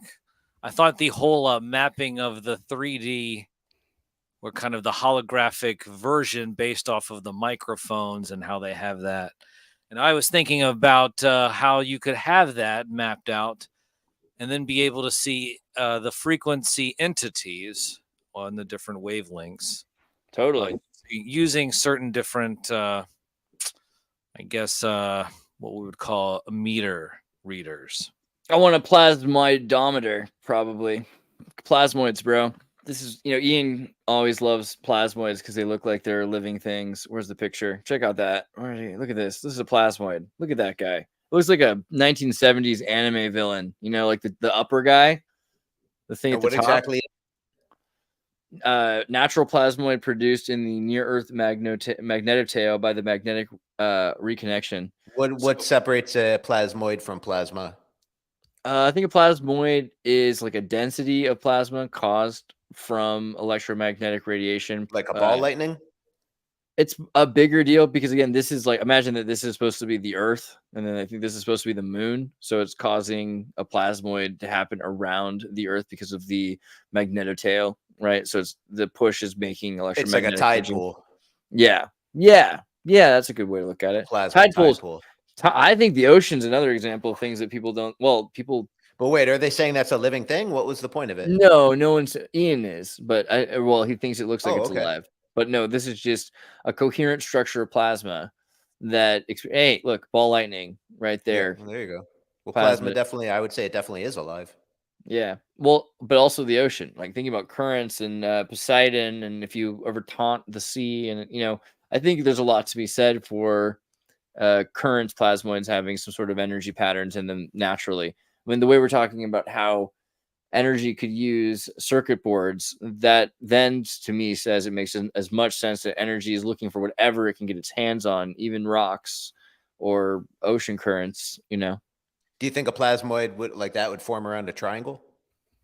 Not like that, and not in this reality, but like things happen because of the condition sets we have. We have probably like, was it like 20? I remember reading something like 26 to 56 really essential condition sets that make our physics engine of reality possible. And if those things were flipped in any other way, things wouldn't hold together pretty much. I mean, there's probably where do we draw the line about what's plausible in other realities and what isn't? Because I would posit to you that there is no possible reality that has where circles are square and water is dry. So those seem obvious, but where I think where water is dry, probably is. I mean, I think that's a more subtlety. Like, does a fish, just see water? lives Like a it might square. be. There's no Does a reality fish fly? where a circle Yeah. has four corners. There's no reality where a sphere has corners. I'm saying that. I think a sphere is infinite corners, right? No, it's not. Infinite corners is infinite quarters. It equals 4, and a sphere is irrational. No, like 4 would be like a polygon, but like if you have Yeah. never-ending That's angles, that's the number. never-ending That's the infinite number angles. 4. That's mathematically equivalent to 4, whereas a circle is irrational. I think it's irrational because it's an infinite number of angles. Because every point No. is an angle. No, it's one angle. It's irrational. It's a concept. It's conceptual. Yeah, I think though that you could also look at it like it's infinite, like 0 or infinite. So I think there probably are condition sets that could make triangles as relevant as circles in certain. So then it would be a rational reality. I think it'd be rational, but that's another thing is maybe not everything has to be rational. Maybe there's an irrational reality that has divine principles. Well, our entire, we've reached pretty much like the terminus of like philosophy and logic and things like that. You know what I mean? So we're able to posit, with some confidence at this point that reality itself is paradoxical and the truth of it is beyond scientific inspection. You know what I mean? So if you have a triangle based universe, everything is totally stable and rational. That would be like consciousness would be able to perfectly conceive of everything at once, like a Godhead consciousness. Yeah, I mean, I guess it doesn't make as much sense as our reality because we live in it, but I feel like also life finds a way. So if everything was going a certain way, then things would probably respond by doing the same thing. So triangles make sense again in crystal. So I don't see why they wouldn't necessarily make sense in, biology. I don't know exactly how that would look or how that would end up, but I think it's possible to imagine. I think, for biology, totally for the building blocks of anything, you know what I mean? I think that's totally possible. But for the shape of existence itself, I think it has to be irrational. Well, even thinking about like subatomic particles, like I think we were talking earlier about quarks, or did he bring up planks? Like planks are essentially like voxels, and so do you want to bring up the picture of what you were talking about before, by the way, just so the chat can see the circle of infinite corners? It was kind of like a thing that's been trending. Circle, infinite corners. Well, that's just the way I learned it in school. Well, it's been trending recently, though. This was like a thing that everyone was like, like here, maybe. Yeah. Yeah. In fact, I remember reading as a very small child a book about a circle and a square, and they were fighting with each other. And the circle was upset that it didn't have as many corners as the square, and it realized it had like infinite. Or maybe but it actually doesn't. Yeah. But it seems like it does. Because there are any angle. Because we could reproduce that, but we can't reproduce creation. We can reproduce that in video games. That's how you make a circle, is infinite corners. It's not irrational. There's no rational programming. You know what I mean? So this is how we could recreate it, but we can't recreate creation. At every corner, at every instant, it is a changing angle. I mean, it's a curve is a change at any instant. You can find a curve at any point. So it's. But in a conceptual perfect circle, there are no infinite tiny corners. It's a line that connects to itself perfectly. Seems though, if you just continually zoom in forever, then you're going to constantly find further angle. So it totally, that's the definition of irrational. Just like when you do those, when you yourself make those, like the mandala AI videos. What do you call them? What's it called? When you go into an image and fractals. Like that's what you mean, right? Like fractal. Yeah. So I mean, fractals are real. Fractals are real in the sense that the you can produce them like that where you move through them constantly, but fractals are not real in the sense where you can extract yourself outside of the fractal and see what it is. In the same way of reality, you can't supersede it. You can't get your consciousness outside of reality to turn around and look at it. Same thing with fractals. You can zoom in forever, but you can't zoom out. But you can replicate if you keep zooming out, right? Because you can. No.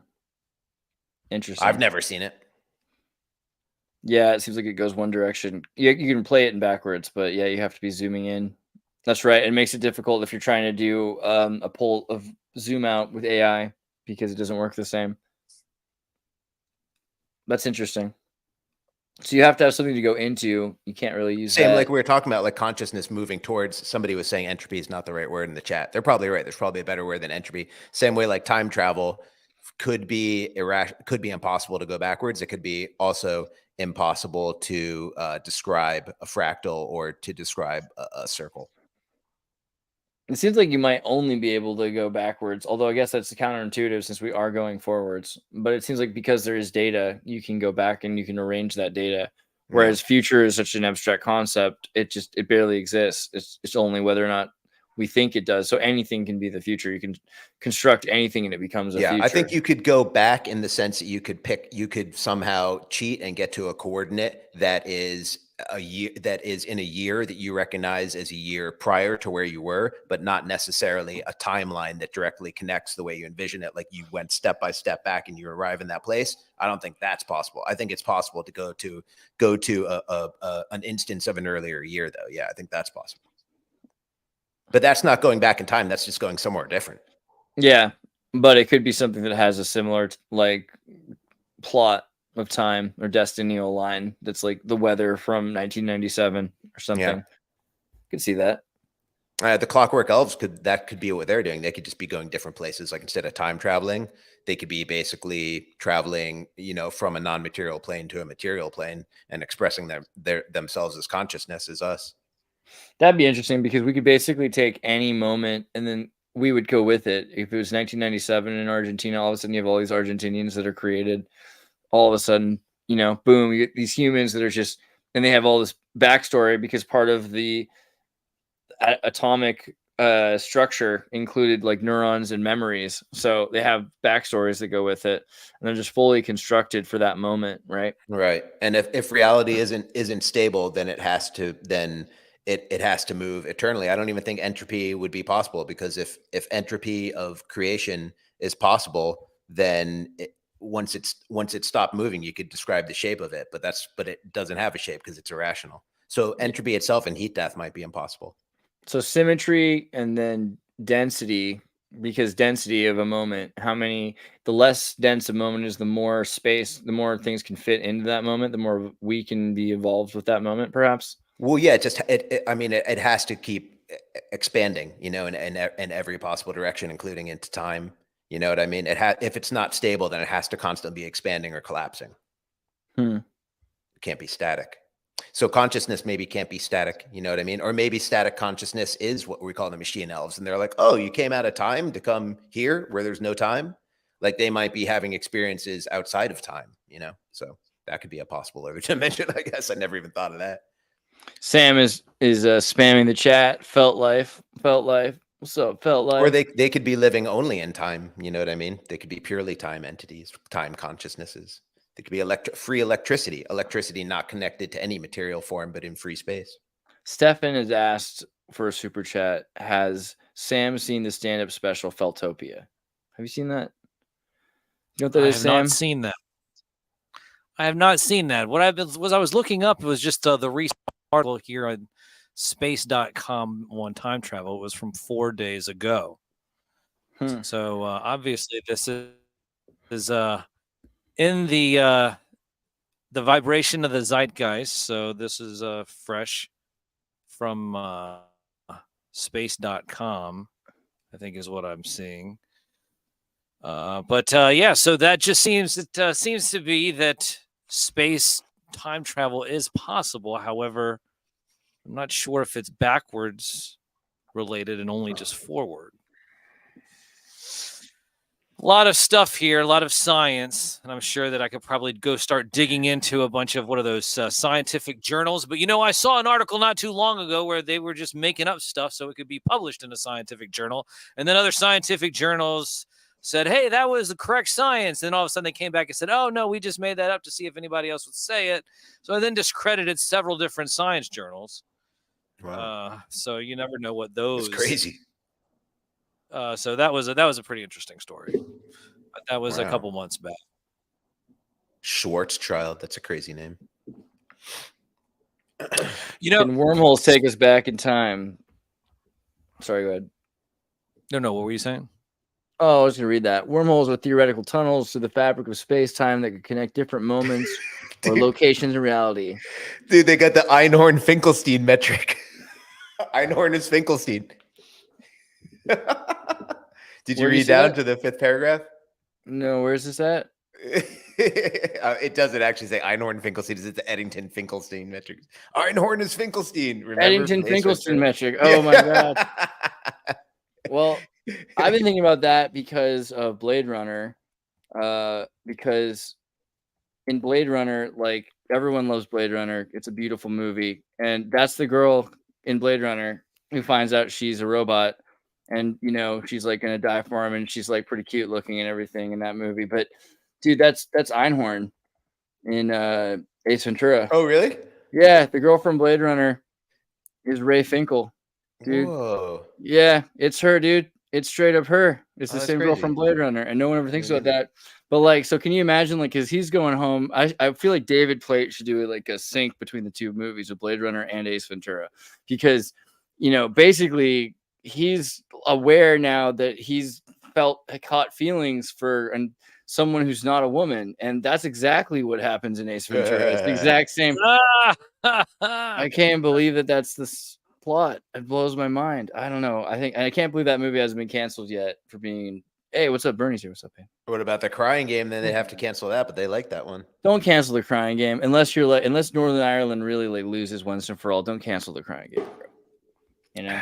We left the theater. We only went to see it because they told us there was a big surprise. You got to see this movie. This movie's got a secret surprise. Wow. They kept that secret surprise. That's impressive. We went to see that movie. As soon as the dick came out, we were like, we're out of here, man. Wait, was it your parents who took you? Well, who's we? No, me and my friends, some high school friends. Oh, okay. Got drunk and went to the theater. That was the big secret, huh? That was the big surprise. And they made you wait like a good halfway through the movie. We were like, come on, bro. What? This movie sucked up to that point where we didn't care about any IRA terrorists. We were high school kids. That's fair. We're going to get an action movie with the big surprise. I thought it was going to be aliens or something magical. Stephen says, compare and contrast Salvador versus Argentina banking. They're really different, right? Like El Salvador is, Bukele is doing crypto, and he's pretty much mainstream philosopher king, but trying to see like machismo is a really important look in South America, and people don't get that in the North. They're like, oh man, all these dictators in South America that are so machismo, like that's the only way to be elected. So Bukele has to act machismo, but he's not that machismo, I think, and so that's a whole different thing. Didn't he throw like 40,000 people into prison camps without trials? That's pretty. 50,000, and he built it. It's not just a camp; it's a city. It's a city prison. It's a giant, huge stadium. Yeah, it looks like a coliseum actually. Prison up, crime down. There's conservatives are like, this guy's so based. Everybody likes him. The hippies like him because there's no more crime in El Salvador now. Basically they walked through El Salvador picking up anybody, made them take off their t-shirts, saw tattoos of skulls, arrested them. Yep. That was it. And everyone with them. Yeah, and for the most part, but yeah, roommates, family members. This is like a serious human rights violation of historical proportions, and everyone's cheering it on. I got personal friends who are doing videos about how we need to do this in our country. I'm like, with no trials, bro, like they're gonna do it. It's called January 6th, but it's for you. Yeah, I think it's not quite as bad as it sounds. Like in El Salvador, it's not like they're just arresting. Plus, by the way, by the time he did this, 1/3 of El Salvadorians are already living in America. They lost 1/3 of their citizenship, and now they're locking huge swaths of them in prison. This is not, this is not charting well.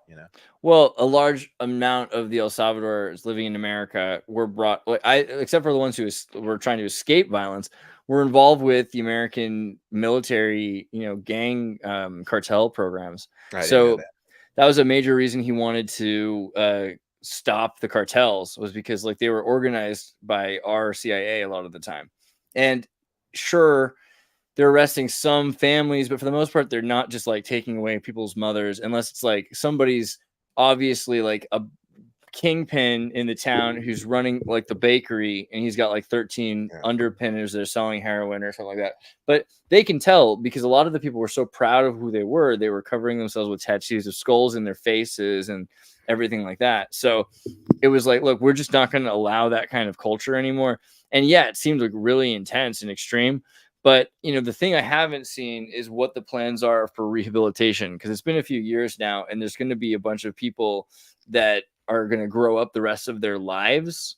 I mean, these are kids that are like 25 or something like that are in this prison. So either they're planning on isolating them for the rest of their lives, and then this is where like they're going to have drugs in their prison still, or they're really working on like a cleanup plan in El Salvador. And El Salvador is a really disciplined country. And it never works, man. Eventually you end up killing them. Eventually you're like, we have nothing to do with these people but kill them. And they always kill them. Yeah. That's not true. In America, we had prison camps to let people out, right? But yeah, I think like you can use prisons, like they want, he could probably convert soldiers, you know, to El Salvador's side over a period of the next 5 years. I mean, Bukele's becoming a very powerful figure. I understand both sides of it totally. You know, I understand the desire to, I mean, people love that there's no more like people aren't getting decapitated anymore. People aren't getting like burned alive. El Salvador used to be a very same with like country. Dubai and Saudi Arabia and a whole bunch of places that we don't want to emulate, you know, for the exact same reason, because people aren't treated as individuals and they don't get individual rights. True. Yeah, there's a lot of discipline going on. But again, like watch videos of El Salvador from 10, 15 years ago, and then watch videos of today. And there's just people walking around playing guitar. Now, I'm not just talking about like propaganda films. I'm saying like watch YouTube videos from people that are like hanging out and just visiting countries, and see how the climate has changed. And it does seem like sometimes you need a little bit of control over your state to keep out like organized crime. You know? Let's just imagine the exact same thing happening in America. You know what I mean? It doesn't have to be Trump. It could be, be anyone doing Crips and Bloods, or who are the Crips and Bloods, or anyone who was raised on gangster rap or CIA crack cities and all that. So because it's our country, we understand the history of the generational trauma that has been inflicted upon these people for power and monetary gain. So we have sympathy for them, and hopefully when we see people sagging their pants and stuff like that, we understand that it's because somebody left them no alternative, and they're like, you left me alive, but you left me no hope. So now my whole life is about F you. I'm going to listen to the music you hate. I'm going to dress the way you hate.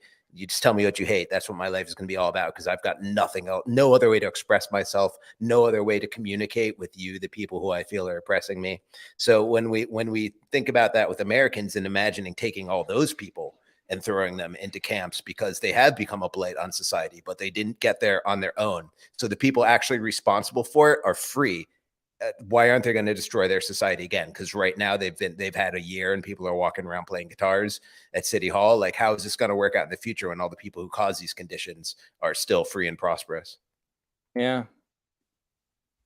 Can't just take a generation of youth that you messed up and put them and sweep them under the rug. I mean, you can, you know, we'll see what happens. I just don't have, you know, I don't predict good things. You can't do it without massive human rights violations, like you said.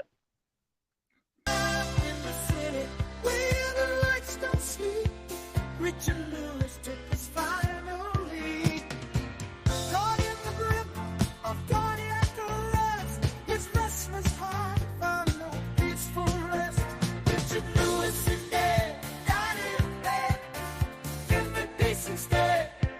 Richard Lewis is dead.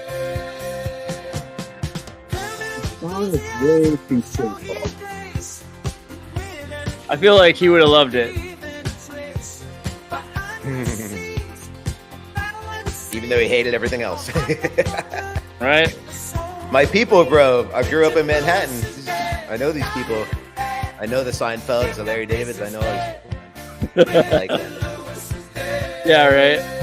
Neuroticism. Oh man, Richard Lewis, we're gonna miss I was you. always more of a Stephen Wright guy. I feel like he had to like come down to one or two. Steven Wright was cool. Yeah, I like Steven Wright. You have to send that to me so I can play it on the radio this Saturday. Oh, I definitely will. You know, it's interesting because I was sitting there. Usually what happens is that when somebody important dies, I do a whole segment where I do a tribute to them during that segment. And of course, I had on the docket to do Lord Jacob Rothschild, and talk about the Rothschilds musical. But now I want to just talk about Richard Lewis. So, and I want to play that song. So, it's a beautiful. When the hell are you going to come back on the show? Oh, We're gonna that's make right. it happen.